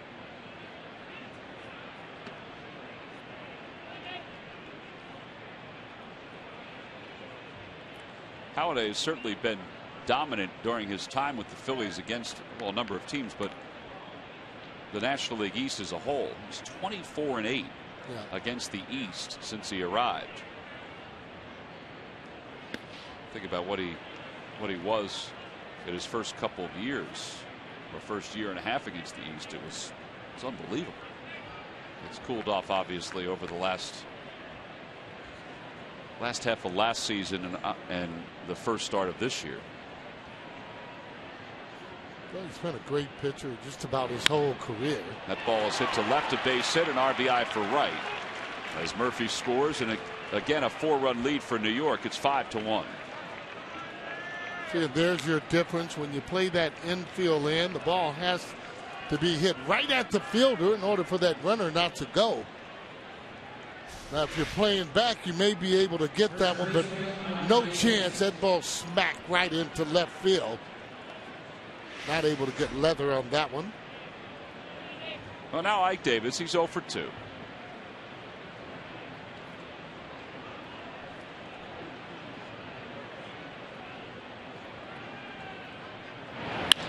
And he hits that one to right center field. That's going to drop for a hit. Wright's going to go to third.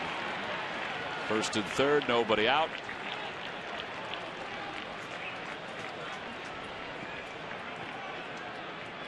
So 3 straight hits now for the Mets.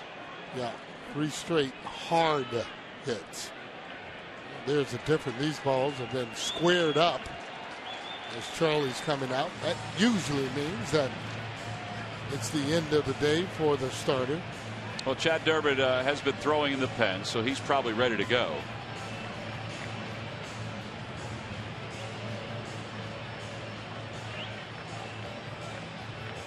So that's going to be it for Roy Halladay. His night is done. He goes 4+ innings. And he surrenders 5 runs so far, but 2 runners on base are his responsibility. We've got our first pitching change of the night. It's our AT&T call to the bullpen here at Citizens Bank Park with the Phillies down 5-1 to the Mets.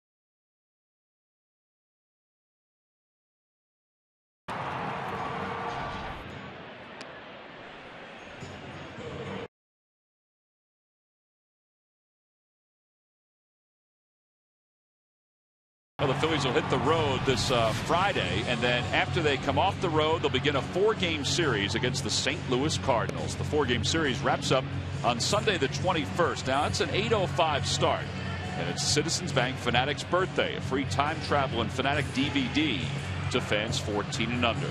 Great seats are still available for all 4 games against the Cardinals. You can go to Phillies.com or stop by the box office if you come out the next couple of days to see the Phils and the Mets. Top of the 5th, runners on first and third, nobody out. Chad Durbin's coming into the ball game. Now, this has been an issue, obviously, for the Phillies in the first week of the season. Durbin 3 games, has walked 3, has allowed 4 hits. 11 inherited runners for the bullpen so far. 10 of those runners have scored. But usually in this situation, you like to bring in someone that you feel that can strike a batter out, especially with nobody out, and then get that double play. Just don't want to keep giving up any more runs if you possibly can. First pitch to Bird.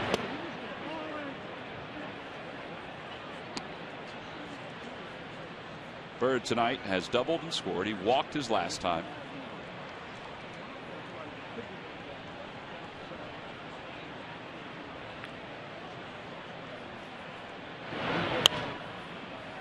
Out of play off the end of the bat, and it's 1-1 to Marlon Bird.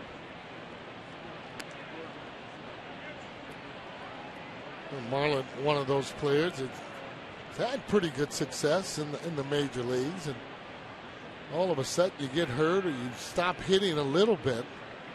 Now you almost become a suspect instead of a prospect. But he went to winter ball, and that's what you have to do sometimes to be able to get back and also to get notice. Oh, he hit over 300 at winter ball. Charlie Manuel talking over thing. A lot of times he'll go from coach to coach and ask their thoughts on certain things. We see that a lot with Juan Samuel. Yep.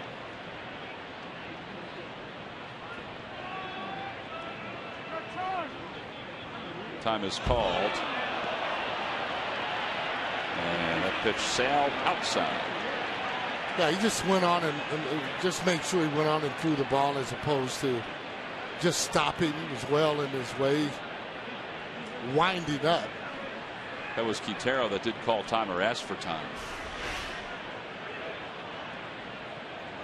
Hey, that means timeout. So you see well in his lineup as in the background you saw guys not trusting this wire fence, getting down anyway. Somewhere in the ballpark, Wheels is ducking. Yeah, you probably would have ducked on that too, Tom. Think so? Oh yeah. Yeah, it's just a natural reaction when you see something coming at you, regardless. Did you do that in left field? No, Tom, I had a glove. Don't be a wise guy. But I got to tell you, though, at line drive, if you don't see it, yeah, I'm going to try and pick it up off the fence or wherever it might be. There's a high fastball, swung out and missed. That should be, say, a cutter. And Marlon Bird went fishing. Chad Dermott will take that.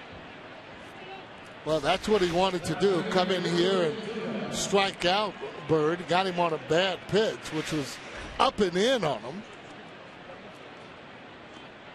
Now looking for that double play ball if he can get it. Duda had an RBI single his last time up after being hit by a pitch back in the second. 5-1 Mets on top.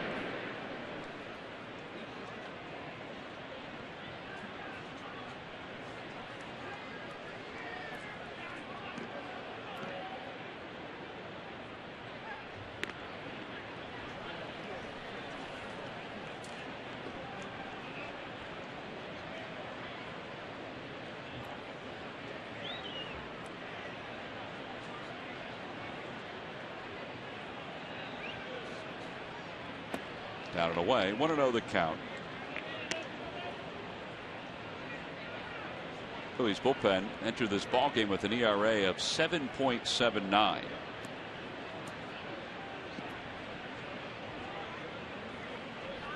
They're trying to limit the damage right here, and they're going to get the work in tonight. Quintero smothers that. It's 2-0.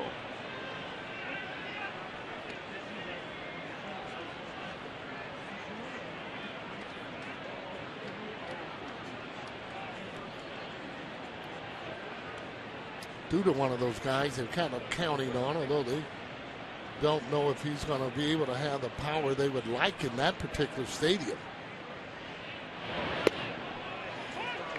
At Citizens Bank there, and I'm sorry, they're at Citibank there in New York, although he did have 10 game winning hits last year. I would think it's hard to find anybody that have consistent power in that ballpark as that pitch fades away. You're right about that too, because the alleys are just so big, and a lot of times balls that you would hit out in other ballparks are regular outs at their ballpark. Wright's over at third. Davis at first. 3-1 the count to Duda. Swing and a miss. Off speed pitch. Good change up. Nice direction as that ball faded away from him, and now he needs to come up with another good pitch.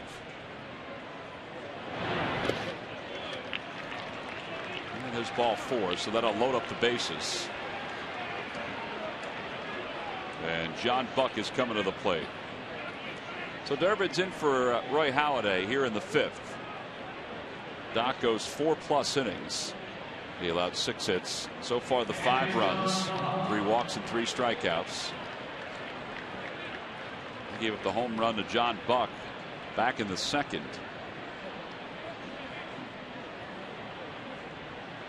Buck off to a terrific start with the RBIs. Actually leading the National League now with 12 so far in the early season. Boy, that's what you like. Getting out to that really good start takes a lot of pressure off of you. Popped him up. That was a good pitch. Infield fly rule is called. Utley puts it away. 2 outs. We're in the 5th inning. Boy, that's a great pitch to come in and do what he's doing right now. One more out. See his way out of it. Tonight at the Phillies clubhouse, Dominic Brown talks about his first opening day in the majors. Plus, hear what Ben Revere has to say when he's mic'd up out in center field. Get all this and more on Phillies clubhouse, presented by Mercedes-Benz. Tonight at 11, only on Comcast Sportsnet. Well, Ruben Tejada now the batter, bases loaded, 2 outs. Mets have scored 1 in the inning to build their lead back to 4.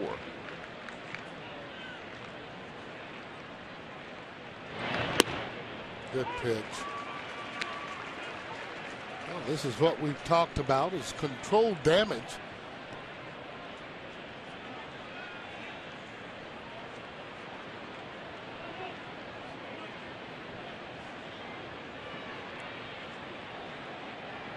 It's one of the reasons too, bringing in a veteran pitcher, he's not in awe at all of the situation and doesn't get as nervous as it would be with a younger player, even though things haven't been going well for him as of late. He knows, hey, bread and butter is obviously that breaking pitch, but you got to be able to get ahead of the hitter. That's a good pitch there. 87 with the cutter, and now it's 0-2. I agree with you about the veteran part of it. That's one of the reasons why they brought Durbin in, even with the struggles he's had the first week of the year. 0-2 pitch in the dirt, blocked by Quintero.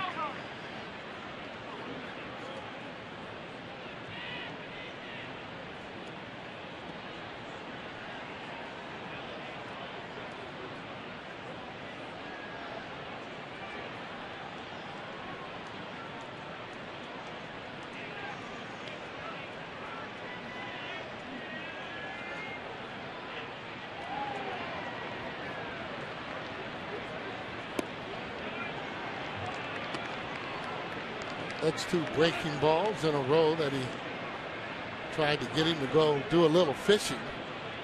See whether or not he'll come back with a 2-seamer fastball on the inside part of the plate. Get it out of the zone just a bit. I don't know where to put him. 3-2 with 2 outs. Tried to get him to go fishing at that high fastball. Runners will be off on this pitch with Harvey on deck.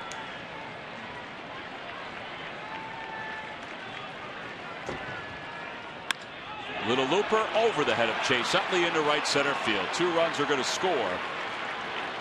And a 2-run single for Ruben Tejada. It's now 7-1 New York.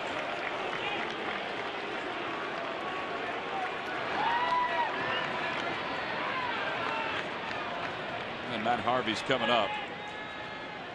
And all Charlie Manuel can do is watch. Well, that ball, breaking ball, 3-2, got it up in the zone. Give Tejada credit. He fought that ball off and was able to hit that ball right out in the right center. And this guy is no slouch at the plate. Well, he takes a healthy cut, to say the least.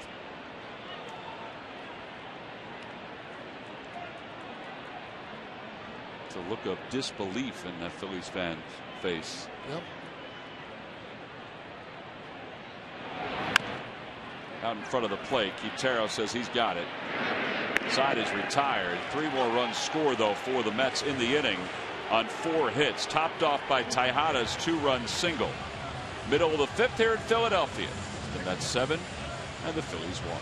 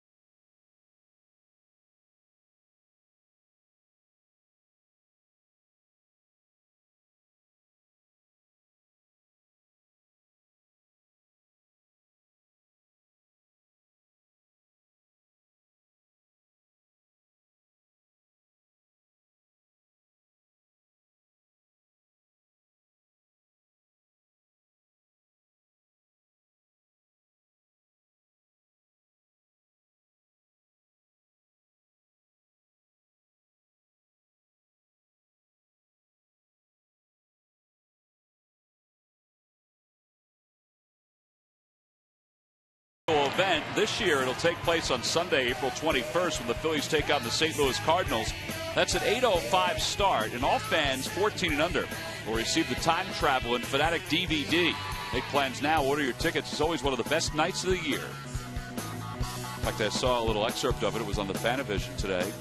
I didn't see you, Sarge, but I did see Larry Anderson in those excerpts. He was running, doing a lot of running. He was in dress clothes, but he was running.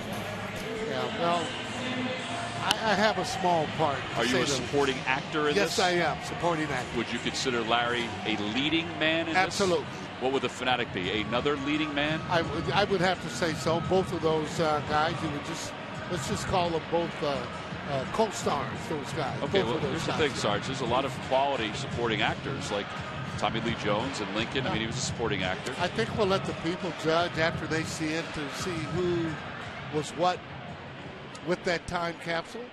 And I think they're obviously, I think they're going to enjoy it. I really do. Looking forward to it. Lance Nix leads it off here in the 5th. He takes outside and high. It's 1-0.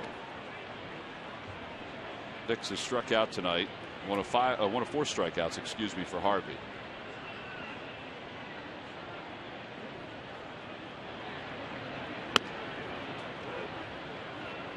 Two 2-0 the count.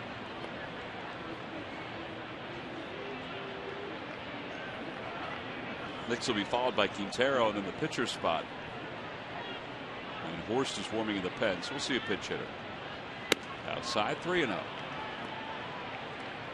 Well, this will be an automatic take. Need base runners to get back into the game. Well, Dominic had a pretty good swing on a 3-0 pitch. Ball 4.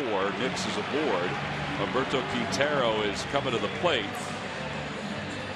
We saw Matt Harvey last year, and I think everybody from a baseball standpoint was impressed with what they saw, the composure, the fastball. And like any young pitcher, Murph, there's always things to work on when it comes to Matt Harvey or any guy like him.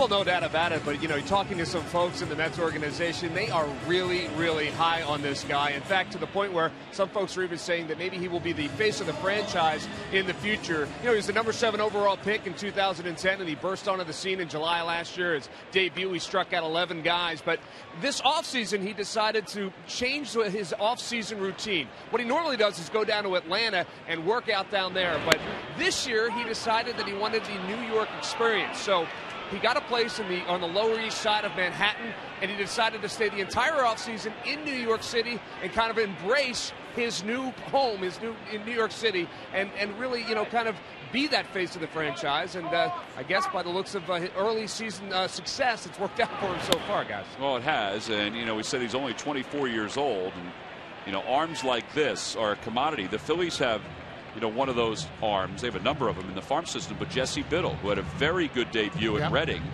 this past weekend. Murph, having young guys that throw with that kind of ability and have that kind of potential can really help an organization not only the next couple of years, but down the road for a long period of time. Yeah, there's no doubt about it. And, the Mets are also pretty high on Zach Wheeler, who's down in AAA right now in Las Vegas. And they hope that he can follow kind of the same path that Harvey is following right now. So they have 2 guys that they believe, can take them forward over the next couple of years from a pitching perspective. So the Mets are high on both of those guys. Yeah, Ezekiel Carrera is going to pitch in for the Phillies. All right, Murph, we appreciate that. And as we said, the Phillies are hoping that in the next couple of years, guys like Jesse Biddle, we could have the same conversations about. Philadelphia kid, which is even better. Guys like Jonathan Pettibone. Here's Carrera, who's up as a pitch hitter for Durbin. He swings through the first pitch. Well, even though Matt Harvey did strike out 11 in his debut against against Arizona, I saw that game, and he was really blowing it. Tom Seaver struck out 8 in his debut against the Pittsburgh Pirates.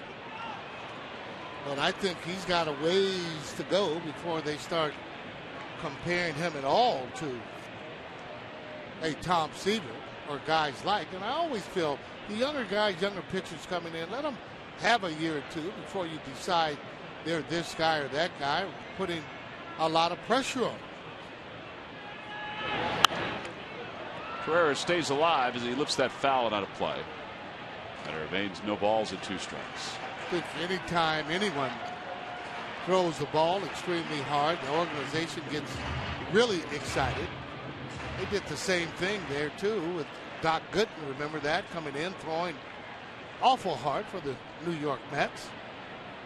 And he was even younger than Matt Harvey was last year when he made his debut. 19 was he? 19 years old.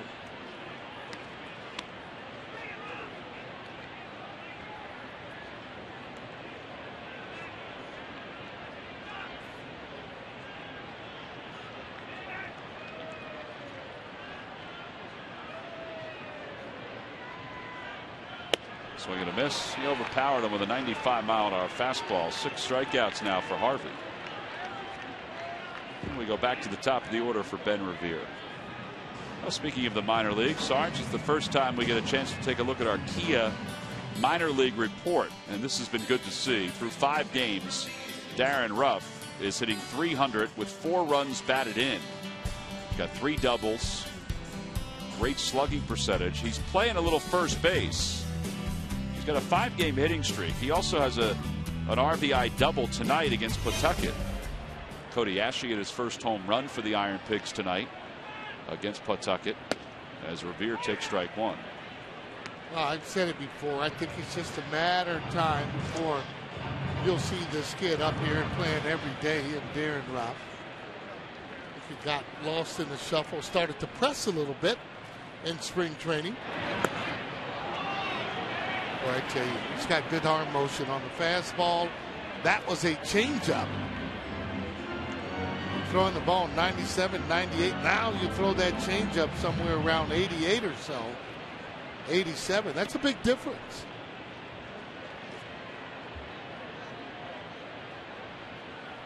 High fastball, cut out and missed. He just struck out the side after the leadoff walk to Lance Nix. He gets 3 in a row. 7 strikeouts from Matt Harvey. We're through 5 here in Philadelphia. Phillies have some catching up to do.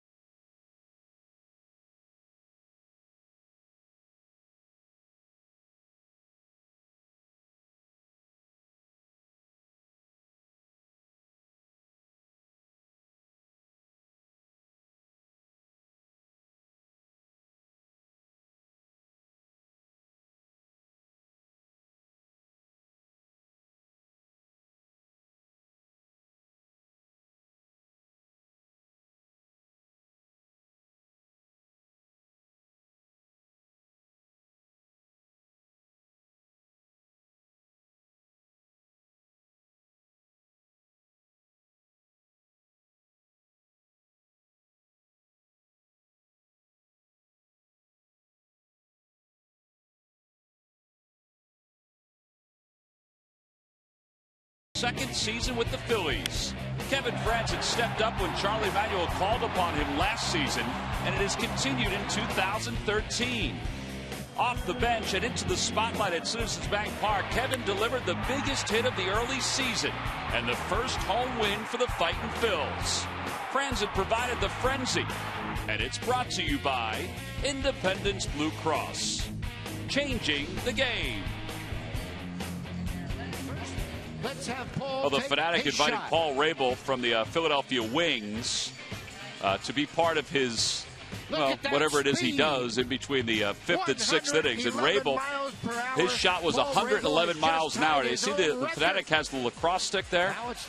He's decided that he was overmatched, so he came out with his shirt gun, and he shot a shirt into the net at 112 miles. 112. Yeah. Here's Jeremy Horst, who will take over for the Phillies here at the top of the 6th inning. Paul Rabel out of Johns Hopkins University. Went to DeMatha High School, which is a well-known high school for basketball. Horst, no wins, no losses, an earned run average of 10.80. Facing Colin Cowgill to lead it off. Cowgill will pinch hit for Kirk Neuenhuis.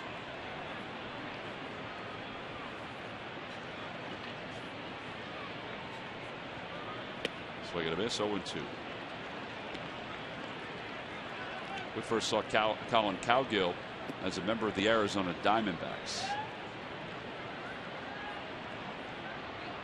You see what he's done so far. One of his 2 home runs is a grand slam.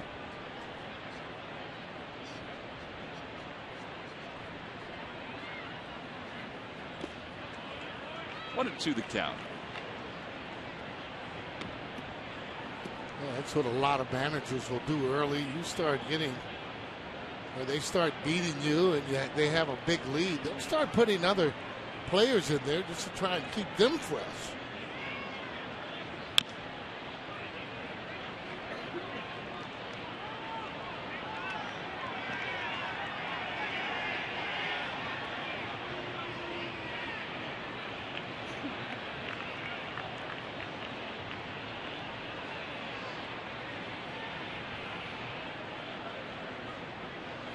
Swing and a miss.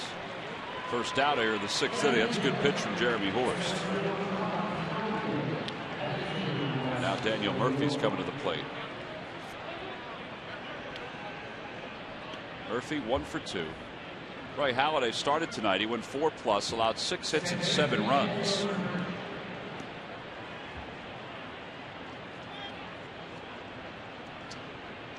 First time in Halladay's career he's had consecutive games with 4 or fewer innings pitched and 5 or more earned runs allowed. Yeah, uncharted waters for him. I'm not used to that type of treatment. I think as baseball fans, and as Philly fans in particular, you're spoiled by the greatness of Doc. I mean, seriously. There's no doubt about it. And it's concerning on a number of fronts. When he struggles like that, you're concerned for the individual. But you also have to look at it from an organizational standpoint. It's concerning that the guy who you feel is one of your aces, as Murphy lifts that one to left, is struggling so much. And you're hoping that he can figure it out at some point. You have confidence that he can, but how long will it take for him to figure it out? That's the part that you don't know. As long as he says that he's healthy and he's ready to pitch, I think, he deserves and they will let him pitch. I mean, what he's done already here, for me, he deserves that. If he says he's hurt, that's a different story. But he figures that he's going to be able to straighten out whatever it is that's wrong. And obviously, from a hitting standpoint, it's been location. And I just know that from, sitting on certain pitches, whether or not it's up in the zone, if you're not able to throw the ball by hitters, they'll just sit on whatever pitch they want because they don't have to fear in getting out there in front of a fastball. Out toward right center field, Revere on the run, and he can't get it. A one hop off the scoreboard. David Wright on his way to second. He'll stop there. And he's 2 for 4.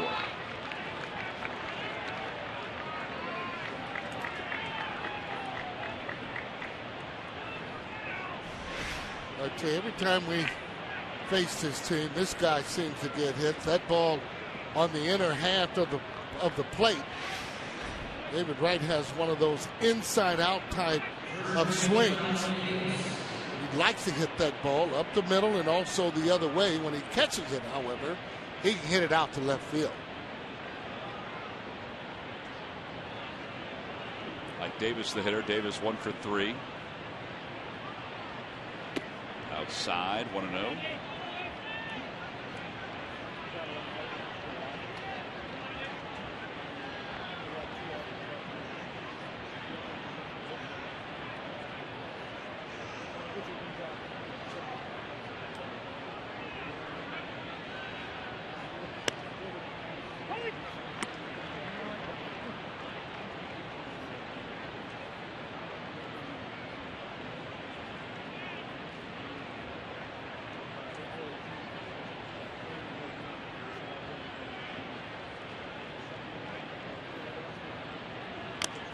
One and 2 the count.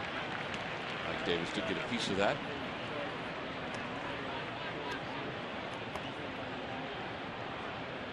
Kind of got away with that one. That ball up in the zone. Again, you want to be up there in that zone throwing 88, especially living up there. And he got him. Quintero hangs on. 2 strikeouts in the 6th inning for Jeremy Horst. No runs. 1 hit, 1 man left. Jimmy Rollins is hopefully going to get the offense started when we get back at the bottom of the 6th.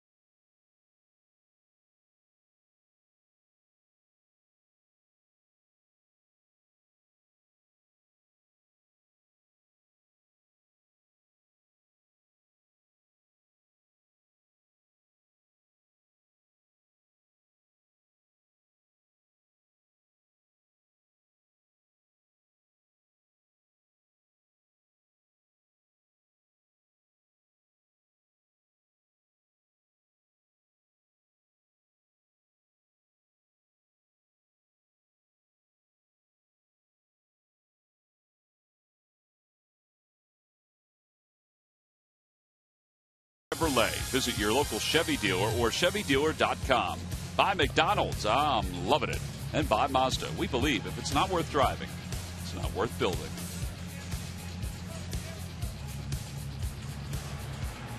Bottom of the 6th inning, Mets up 7-1.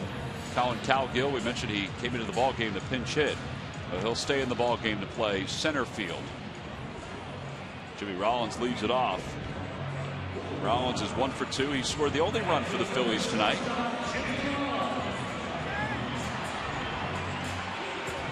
Grounded out to second, doubled and scored in the 4th.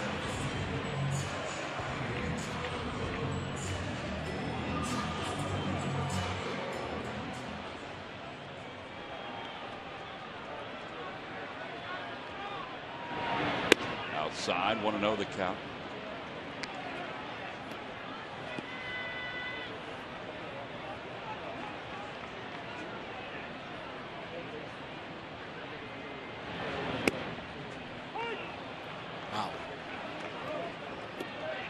Getting a variety of different pitches over. That appeared to be somewhat of a cutter there. You can get that cutter over the plate as hard as he throws.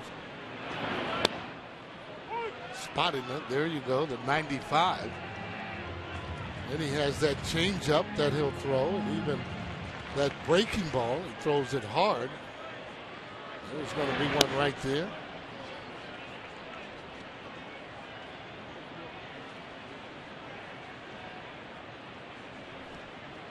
80 pitches so far. They said they'd like him to be anywhere between 105 and 115 or so.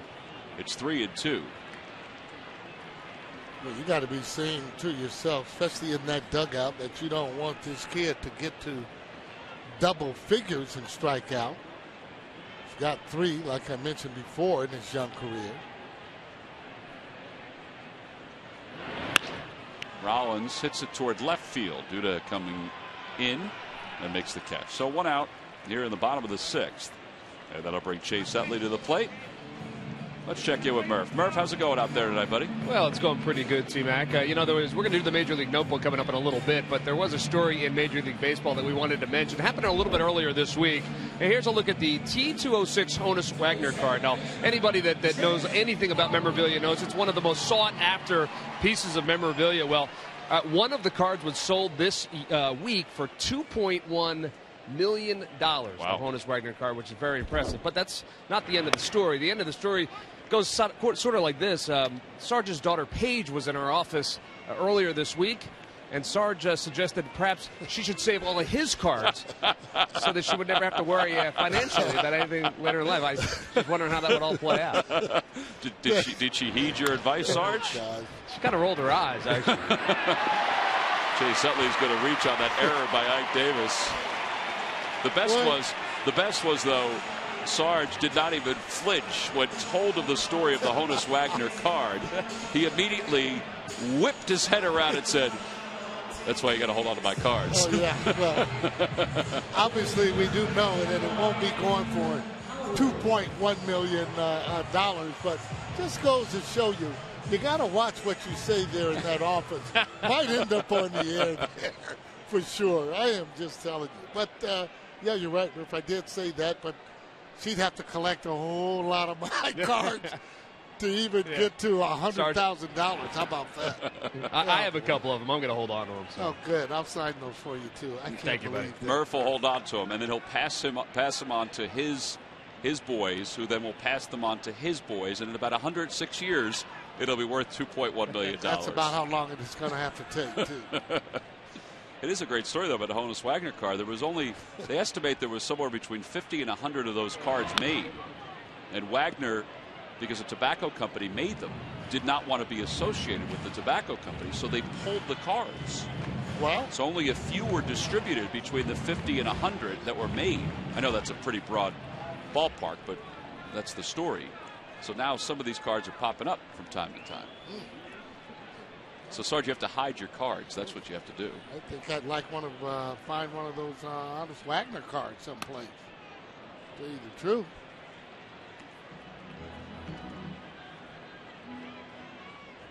Now, did you tell her to keep the the Braves cards, the Phillies cards, the Cubs cards, or the Giants cards? You never know. I just told her to keep them all. Except for the Mariners card. Just tell her to get rid of those. I like the Mariners. Okay. Yeah. Seattle's a nice city.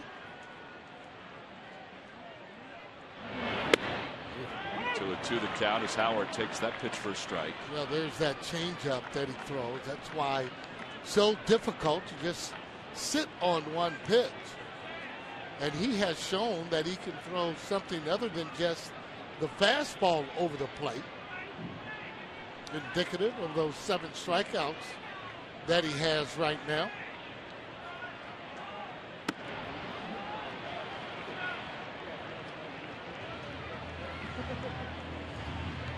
Ryan Howard just asked what the count was for the umpire. 3-2. Let's just see, or is it 2-2? 3-2. Let's see if he wants to come in with that heater.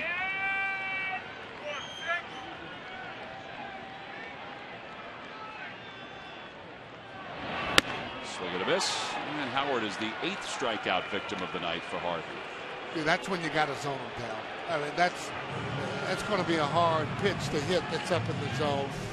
And when we talk about being able to get away with a pitch high in the zone, right there, boy, I tell you what, in on his hands, Howard thinking, hey, that's a pitch I should have been able to handle. But that's strength against strength right there. Howard, fastball hitter, fastball pitcher. Michael Young's 0 for 2. He's grounded out. He's also struck out today. Swing and a miss. 0-1 the count. Now Michael's just coming off the ball there, running out of bat. Not able to reach on the outside corner from where he's standing on those pitches that are going to be there.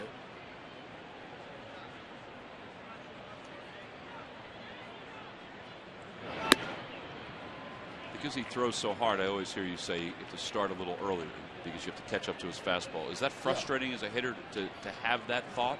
Well, depending on the pitcher. I mean, depending on how hard he throws, and that just gives you somewhat of a chance. But there's no way that you're going to be able to look off speed and then catch up with his fastball. As a hitter, you're trying to get to your hitting counts. 2-0, 2-1, 3-1. I use even 3-2 as a hitting count because, again, it has to be in a certain area for that pitch to be a strike. 1-2 the count to Young. And a little outside, 2-2.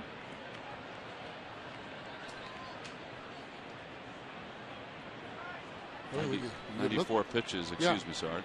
But he doesn't look like he's really laboring at all. And a lot has to do with that. You give him quality at bats, he'll labor out there. Young chops it towards second. Murphy throws him out. Phillies go down quietly here in the 6th. No runs, no hits. There was 1 Mets error. We've completed 6. We move to the 7th with the Mets up 7-1.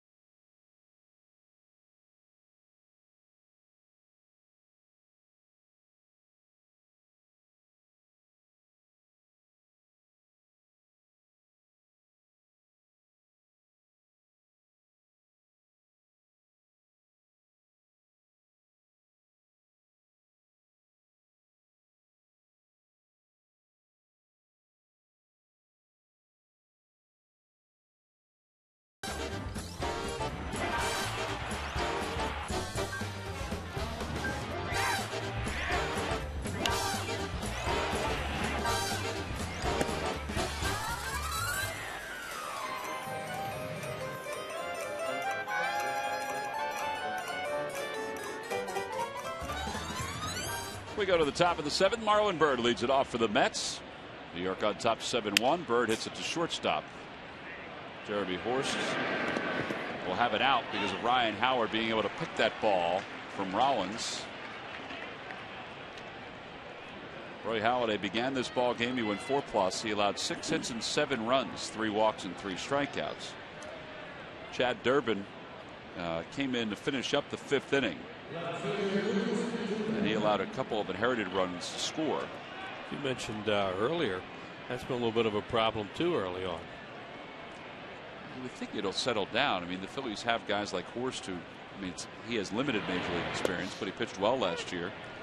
And Chad Durbin, you figure it will settle down too, just because of his track record. I hope so. Yeah, because he's certainly done it in the past, and you know he's trying out there. He just had a tough time.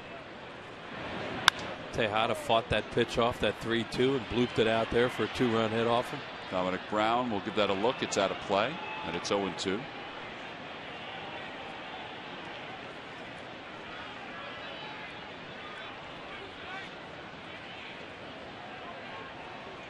You really reeled him in on that Honus Wagner, didn't you? I saw his face. He was kind of wondering where we were going with it. I just thought it was a special interest story. Boy, you baited the hook, and that was an easy one. It was a funny scene because he whipped around when he was telling Paige to make sure she held onto his cards. The Sarge cards are really nice, but then there's a Honus Wagner card. It's a whole different world.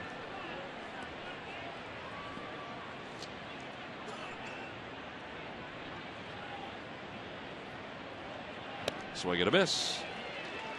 Yeah, there are 2 outs.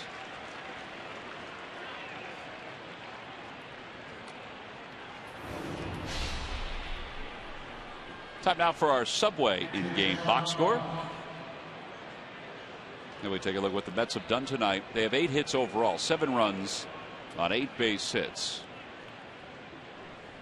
And part of their success was from Daniel Murphy, who has scored a couple runs, and John Buck, who has a 3-run home run tonight. Hits that one down the right field line. Nix out toward the track. He has room, and an easy 7th inning for Jeremy Horst. Boy, the Phillies needed that one. 1, 2, 3 go the Mets, nothing across. They're at the top of the 7th. Time to stretch here at Citizens Bank Park, with the Phillies down by 6.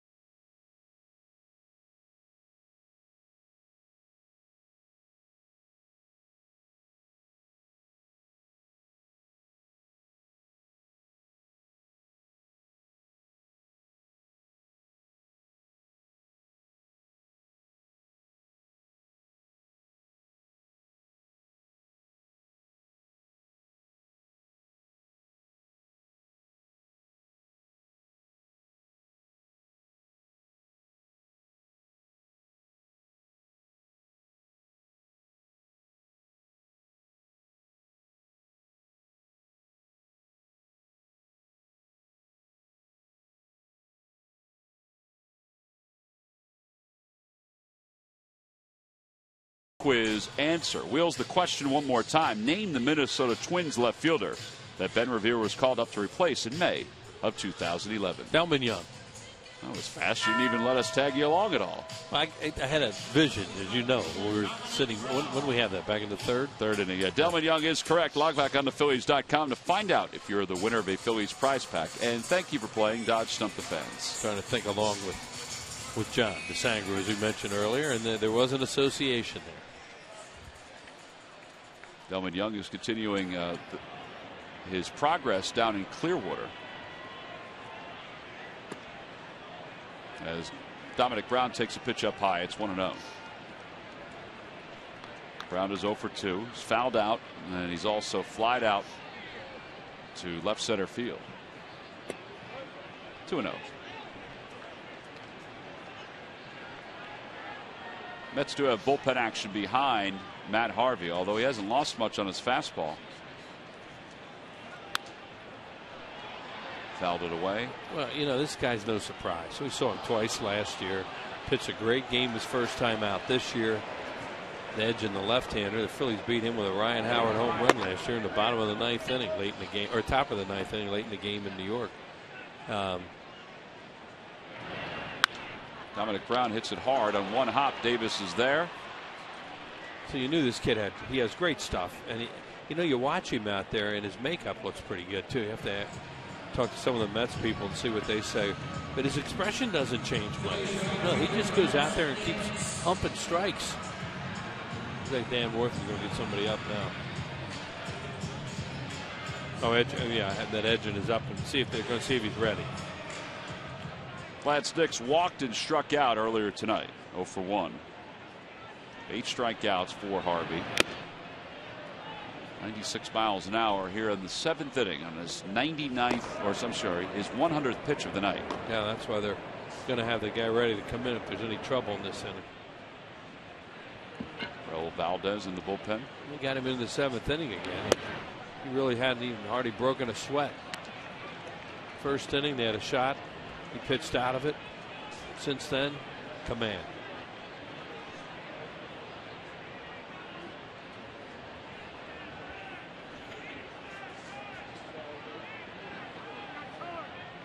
They went to change up finally there at the end. See if they stay with it. Nobody on at second base. See the signs from the catcher. See him wiggle like that. That should be change up. That's what it was. It's kind of fun to watch, I think, for fans at home. Runner on second, obviously, you're not going to know what the signs are. They're pretty simple when you're looking at the center field camera with nobody on base, nobody on second base.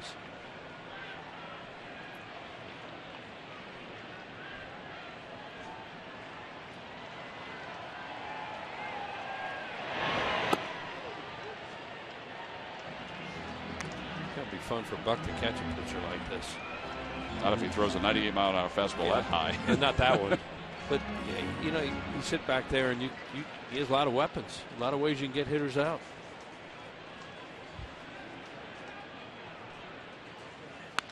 Line drive, foul.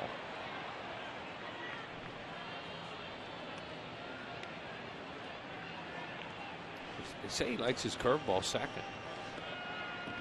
Fastball, curveball, and then slider changeup.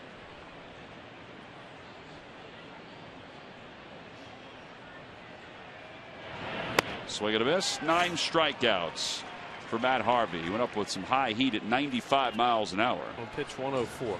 That's youth. Ute, they might say in New York. Here's Matt Harvey. Very impressive. Strikes Ryan Howard out twice tonight on high fastball. There's a good breaking ball. Ben Revere grounds into a double play. You won't see a whole lot of those. They turned that really fast. Michael Young with a slider. Another breaking ball. Fastball.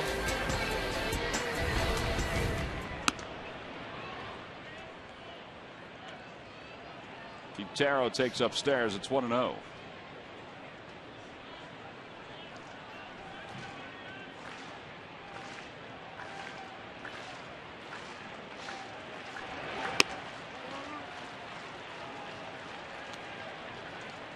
Kevin Franzen's come out on deck for the Phillies to pinch hit.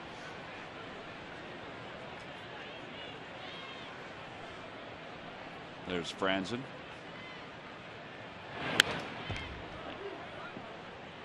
was opening day, or the home opener, for a number of teams around baseball today, including the Red Sox, who opened with a 3-1 win over the Orioles. The Indians with an 11-6 loss to the Yankees. Mentioned Kansas City before. They won in their home opener.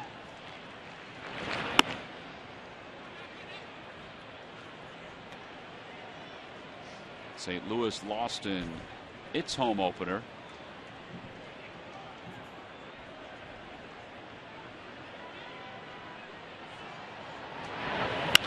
Quintero flies out, or hits a fly ball to center field. Cowgill is there, and he does fly out to wrap up the 7th inning. 1, 2, 3 go the Phillies. Harvey's night probably done. 9 strikeouts over 7.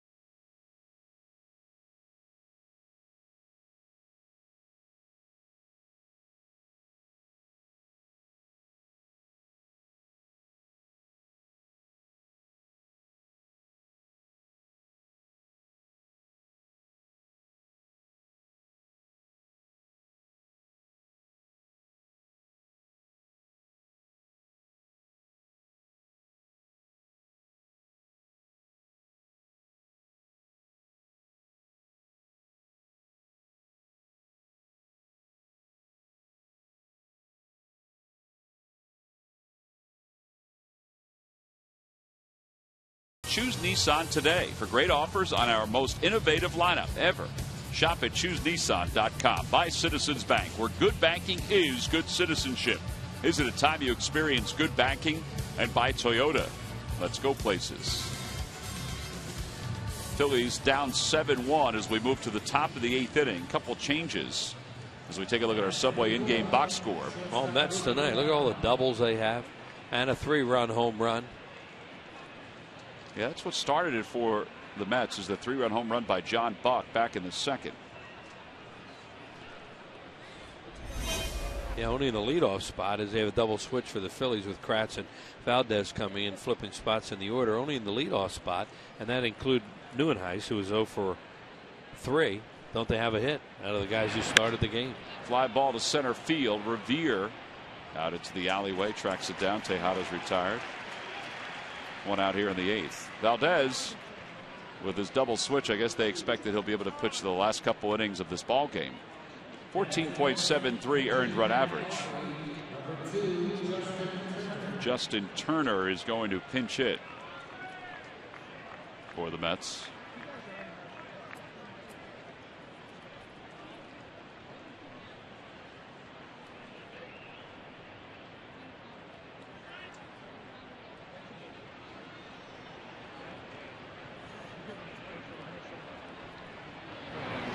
First pitch is a strike. It's 0-1.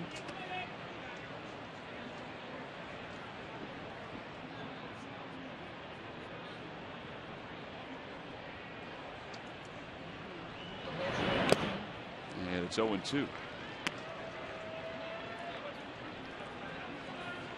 We talked about how the inherited runners have scored against the Phillies bullpen. It was good to see Horace pitch 2 scoreless. I know it was in a game that the Phillies were down 7-1. And let's see if Valdez can kind of find what he lost the first week of the season, because he had some pretty good spring training games. There's a spinner, foul right now. It may roll fair. Nope, it's going to stop. Kratz was waiting. Every time the Phillies pitchers retire, the opposing team 1, 2, 3. And they've done it a few times tonight, 3 in all. Comcast will make a contribution to Phillies charities. Phillies baseball is brought to you by Xfinity, your home for the most live sports, giving you all your favorite sports all year long. 0-2 the count. And on the inside corner, called strike 3. 2 gone here in the 8th.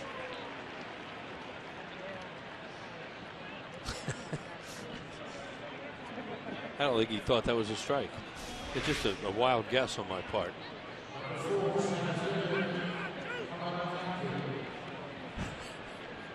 That's a slow walk back. Well, Colin Cowgill will be up for the second time. He struck out in his only plate appearance. One of those rare guys that hits right, throws left. Position play. See that too often. He is, from what I understand, ambidextrous. Oh, is that right? Yeah. As Sarge would say, that means he can throw with both hands. That is correct. Pops this one up into foul territory. And Michael Young puts it away. A very quick 7-pitch inning for Raul Valdez. 1, 2, 3 go the Mets. We go to the bottom of the 8th inning here in Philadelphia. And Eric Kratz will lead it off.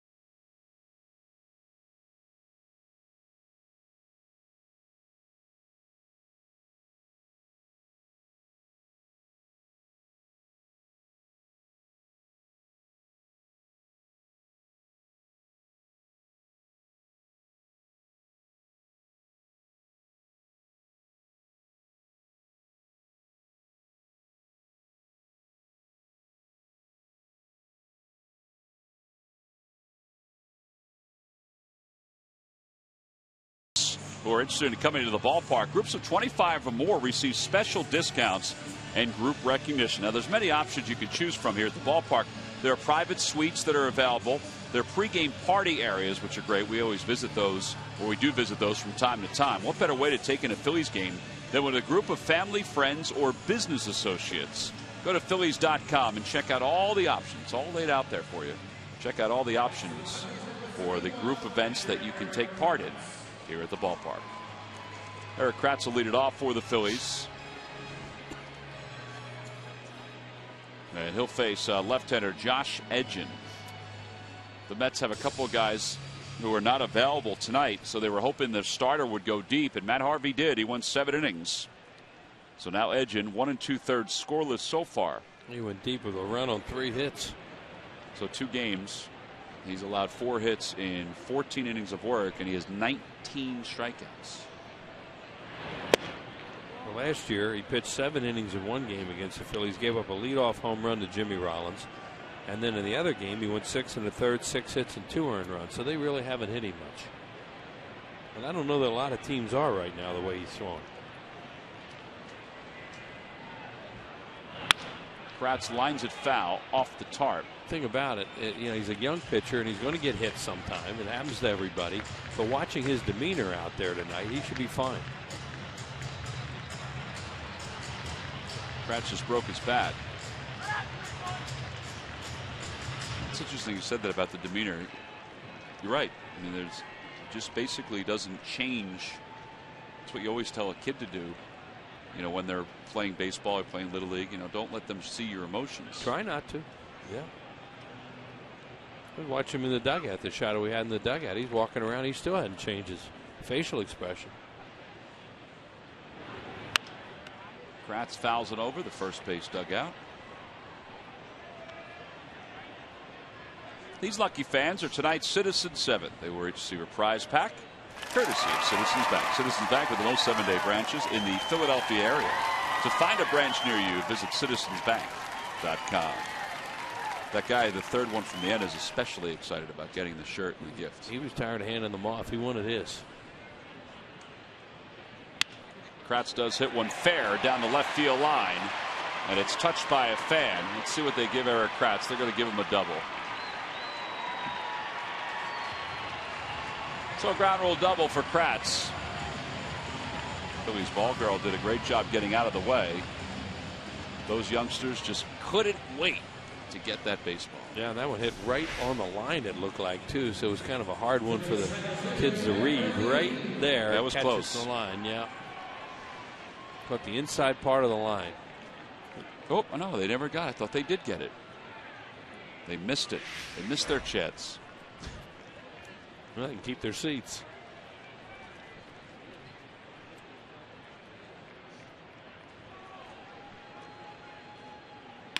Ground ball left side.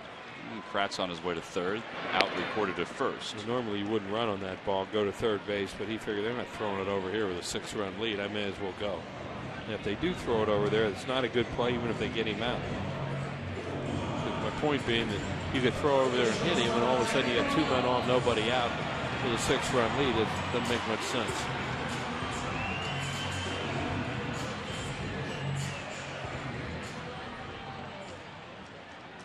Here's Jimmy Rollins with the Phils down 7-1.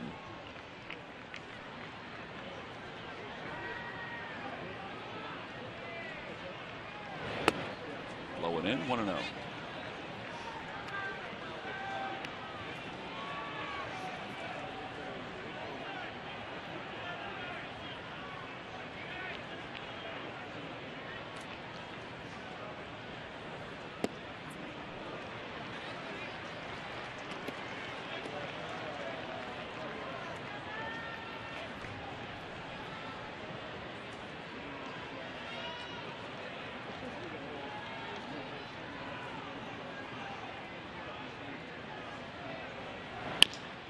This will get a run home. Tejada at shortstop fires over to first to get Rollins. Kratz scores. 7-2 is now the score. An RBI for Rollins, so he has scored a run and driven in a run tonight.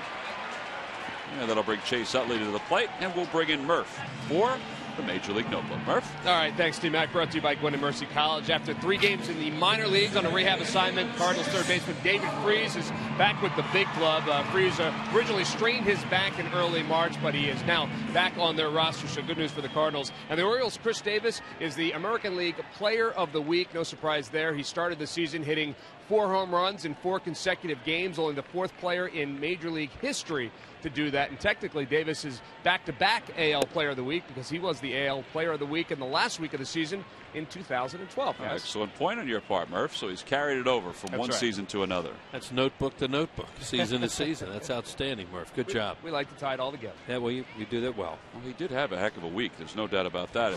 I would think that once the National League Player of the Week is announced, we were talking about this today, that Justin Upton will get the nod for that. I mean, just he hit another home run tonight against the Marlins. I mean, you know, it's the sheer yardage he's going to get it. I mean, he's overseas. I mean, they're far. That one tonight was unbelievable. Far. It was far. I saw that replay of that a little while ago. 2-0 the count to Chase Utley. He's hitting where Stanton hits him in that ballpark. Well, when it was hit, we were in a break. I thought it was Stanton because it went so far. Utley's retired, so are the Phils here in the 8th inning. They do get a run on one base hit. 8 in the books. On to the 9th we go with the Phillies down by 5.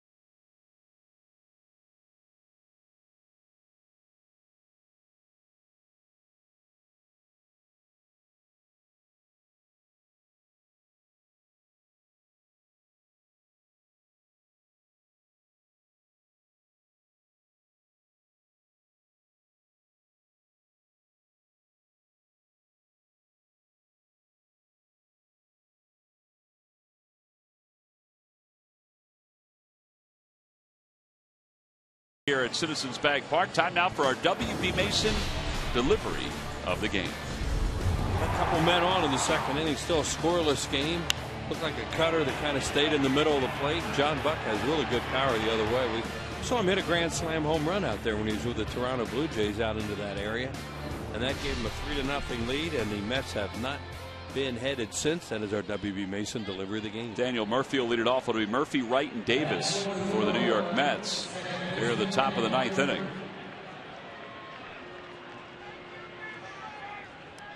Murphy tonight has scored a couple runs. He's walked. That was back in the 3rd. Doubled and scored in the 5th. Raul Valdez is the 4th pitcher used by the Phillies tonight. As most probably know by now, Doc went 4+. Then Chad Durbin pitched the rest of the 5th. Horst through 2 scoreless innings. And now Valdez in his 2nd inning of relief. Tomorrow night we have one of those 6-letter matchups. Lee against G. And they faced each other before. Yeah. Never forget a G Lee matchup. Or a Lee G.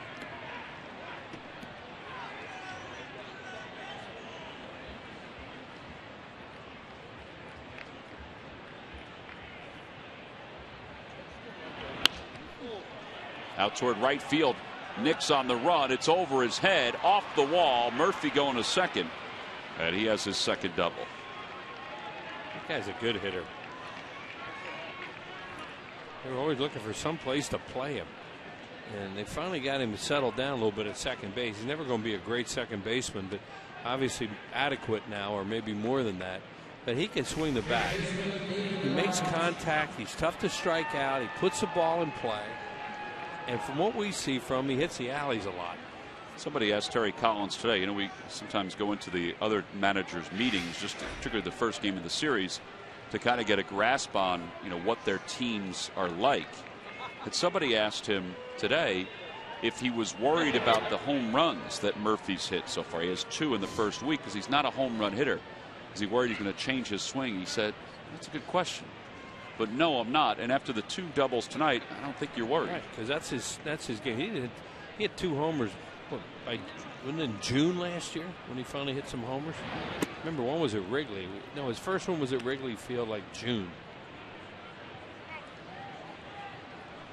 2-0 the count to David Wright. He hits it all over the place. He's kind of hard to defense.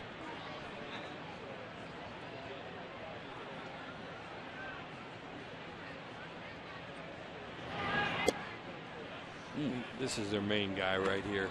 He's healthy, swinging the bat and starting to hit the ball to right and right center the way they're playing him. He got pull happy for a while and started pulling off everything, got hit in the head, and he regressed a little bit. But now he looks like he's back to being David Wright again. Well, they just walked him on 4 pitches to put 2 on with nobody out here in the 9th.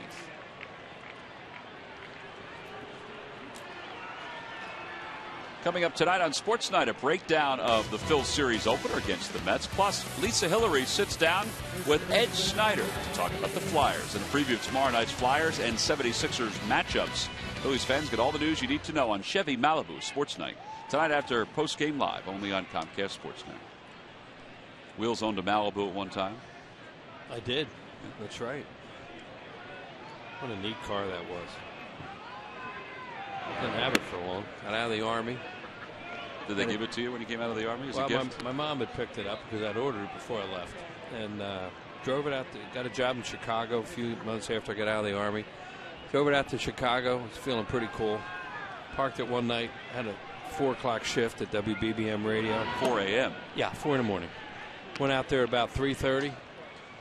And I thought I knew the spot it was in. It was gone. And you hadn't had anything to drink the night before. No, not at all. And that's a sinking feeling. I'm sure people have had that happen to them. Say, I know I parked it right there, and there's another car in that spot. That was the end of my really cool Malibu. What color was it? It was green. I still remember it. And it was such a great ride out driving from Newtown Square to Chicago. And I thought I was really cool. 23 years old, man. I'm moving to Chicago. Ooh.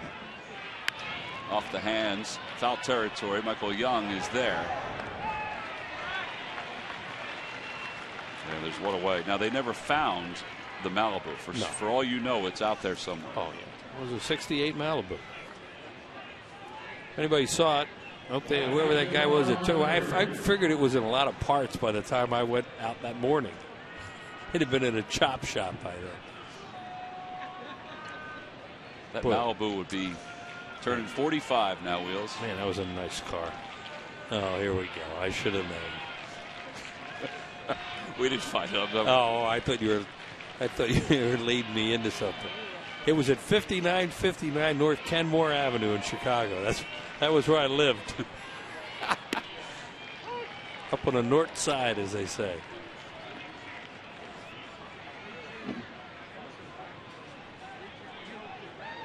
Oh, and 1 the count to Marlon Byrd. He's 1 for 3. Life has its setbacks. Can't believe they never found it. You don't find those things. That's chop shop stuff. That's why you needed low jack, Wheels. Yeah, I don't think they had that back then, Tom. They didn't have car alarms. They didn't have anything in the 68 models. No seat belts. No 8-tracks either. No. Yeah, see, it'd be outdated by now anyway. Pretty old. Here's the 0-2 pitch coming to Marlon Byrd. Outside, 1-2.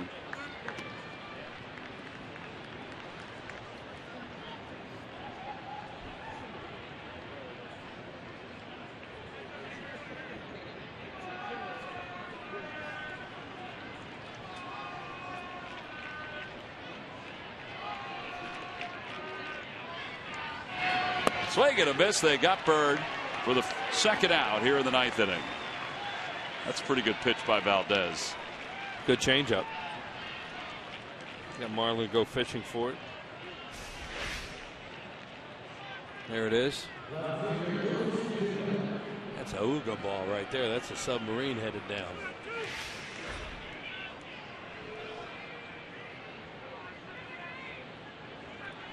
Duda's been on base 3 times tonight. He's been hit by a pitch. He singled and drove in a run in the 3rd, walked in the 5th, and was down on strikes. And at the knees for strike 1. It's 0-1.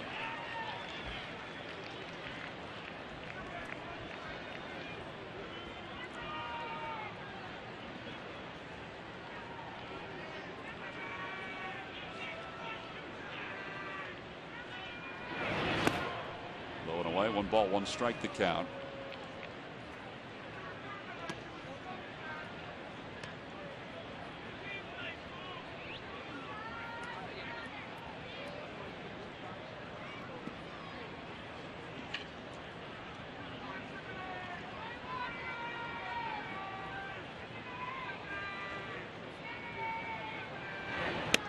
Breaking pitch on the inside corner.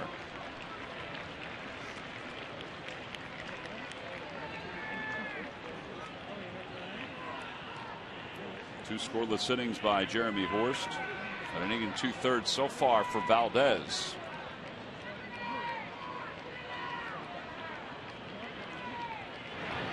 Ground ball right side. Raul Valdez will match Jeremy Horst's 2 scoreless innings with 2 of his own. No runs, 1 hit, 2 left. Ryan Howard's due up, but we get back 4, 5, and 6 for the Phils.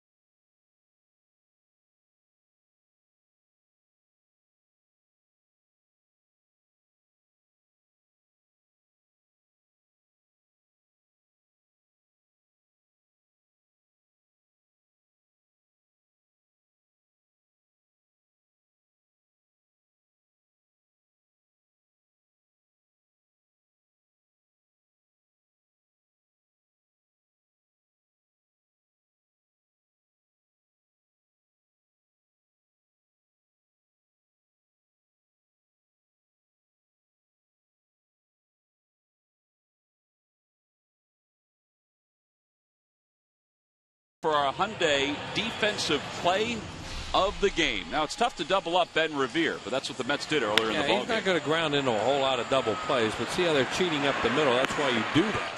So guys are close to the bag. If the ball's hit there, you give up the holes, and in that case, right at him. That's our Hyundai defensive play of the game. Brought to you by your local Hyundai dealers.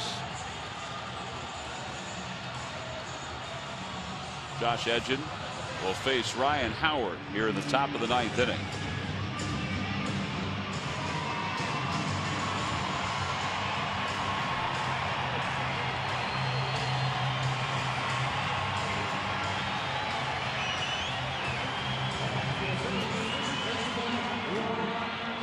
I think they would get somebody else just tossing. Yeah, they are.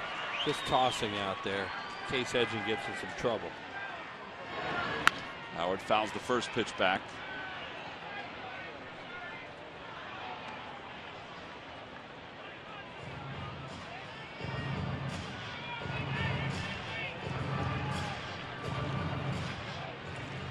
To the t-shirts that fans 15 and older received there tonight, that young lady had, along with her baseball. Outside, 1-1 the count. Those t-shirts thanks to the folks at McDonald's.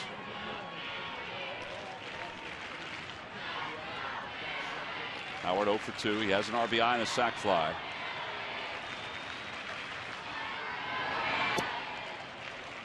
And it's 2-1.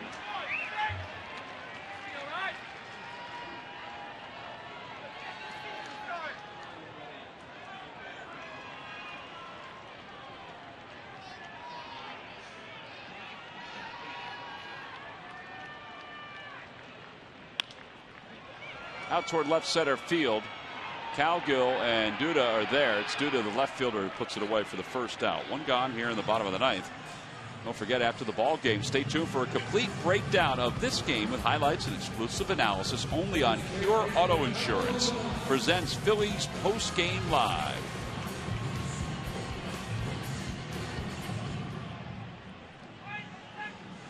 Michael Young now the hitter.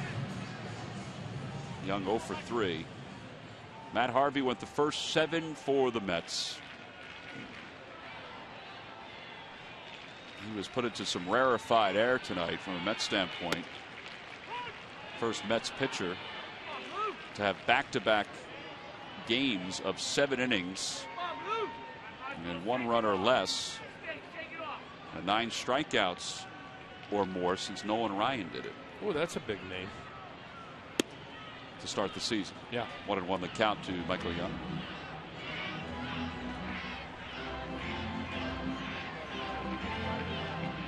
Meanwhile, Doc started for the Phillies. He lasted into the 5th before he was taken out. And Nolan Ryan didn't have much of a career with the New York Mets.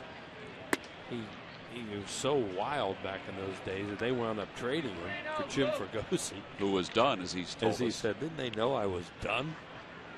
And then the rest is history for Nolan Ryan once he went to the Angels and from then on.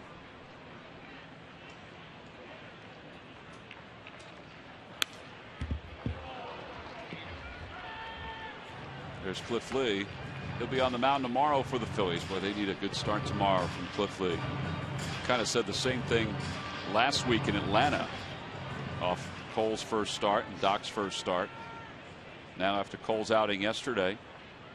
We'll see a totally different type pitcher tomorrow night from the Mets. Gee, we didn't see a lot of him last year because he got hurt, but he throws a lot of changeups, whereas Harvey tonight is a flat-out power pitcher.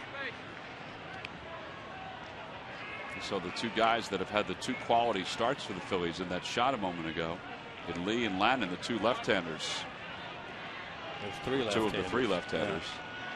Yeah. Lannon pitched well in his first start. It remains 3-2 to Michael Young.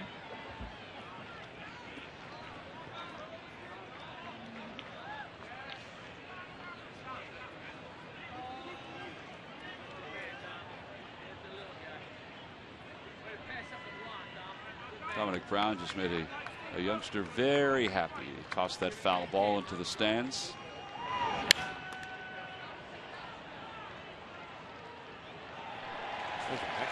That was a heck of a catch by a gentleman in the second to last row. Nice grab. You never know. He could get on that reel at the end of the season. He could. Fans plays of the year. We have our first contestant. That has a chance. We have nothing to do with the selection process, but we can lobby a little bit.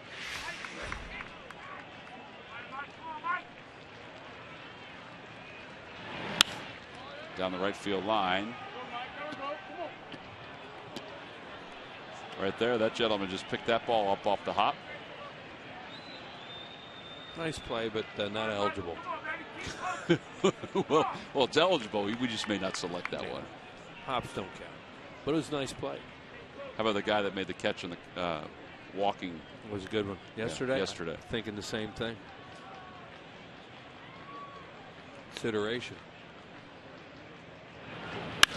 Out towards center field. That's pretty well hit. Cowgill on the run. He's got room. And there are 2 outs.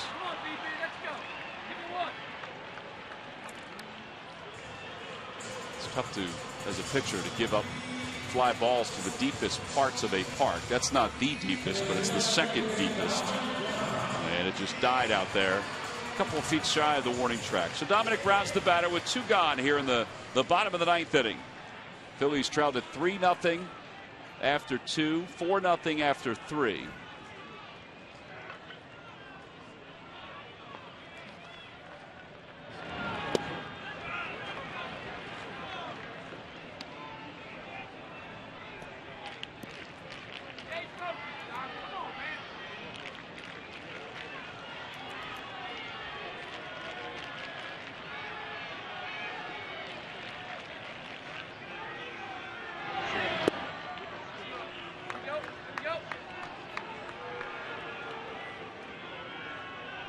One ball, 1 strike to count.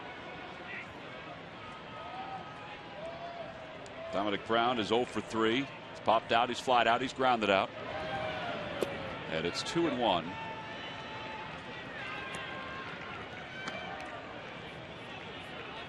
Atlanta has shut out the Marlins 2-0.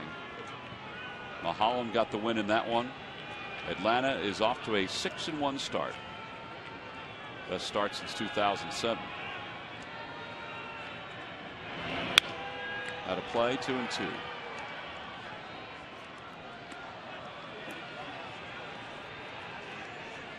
And the Marlins are a team that is having a very difficult time scoring any runs the first week of the season.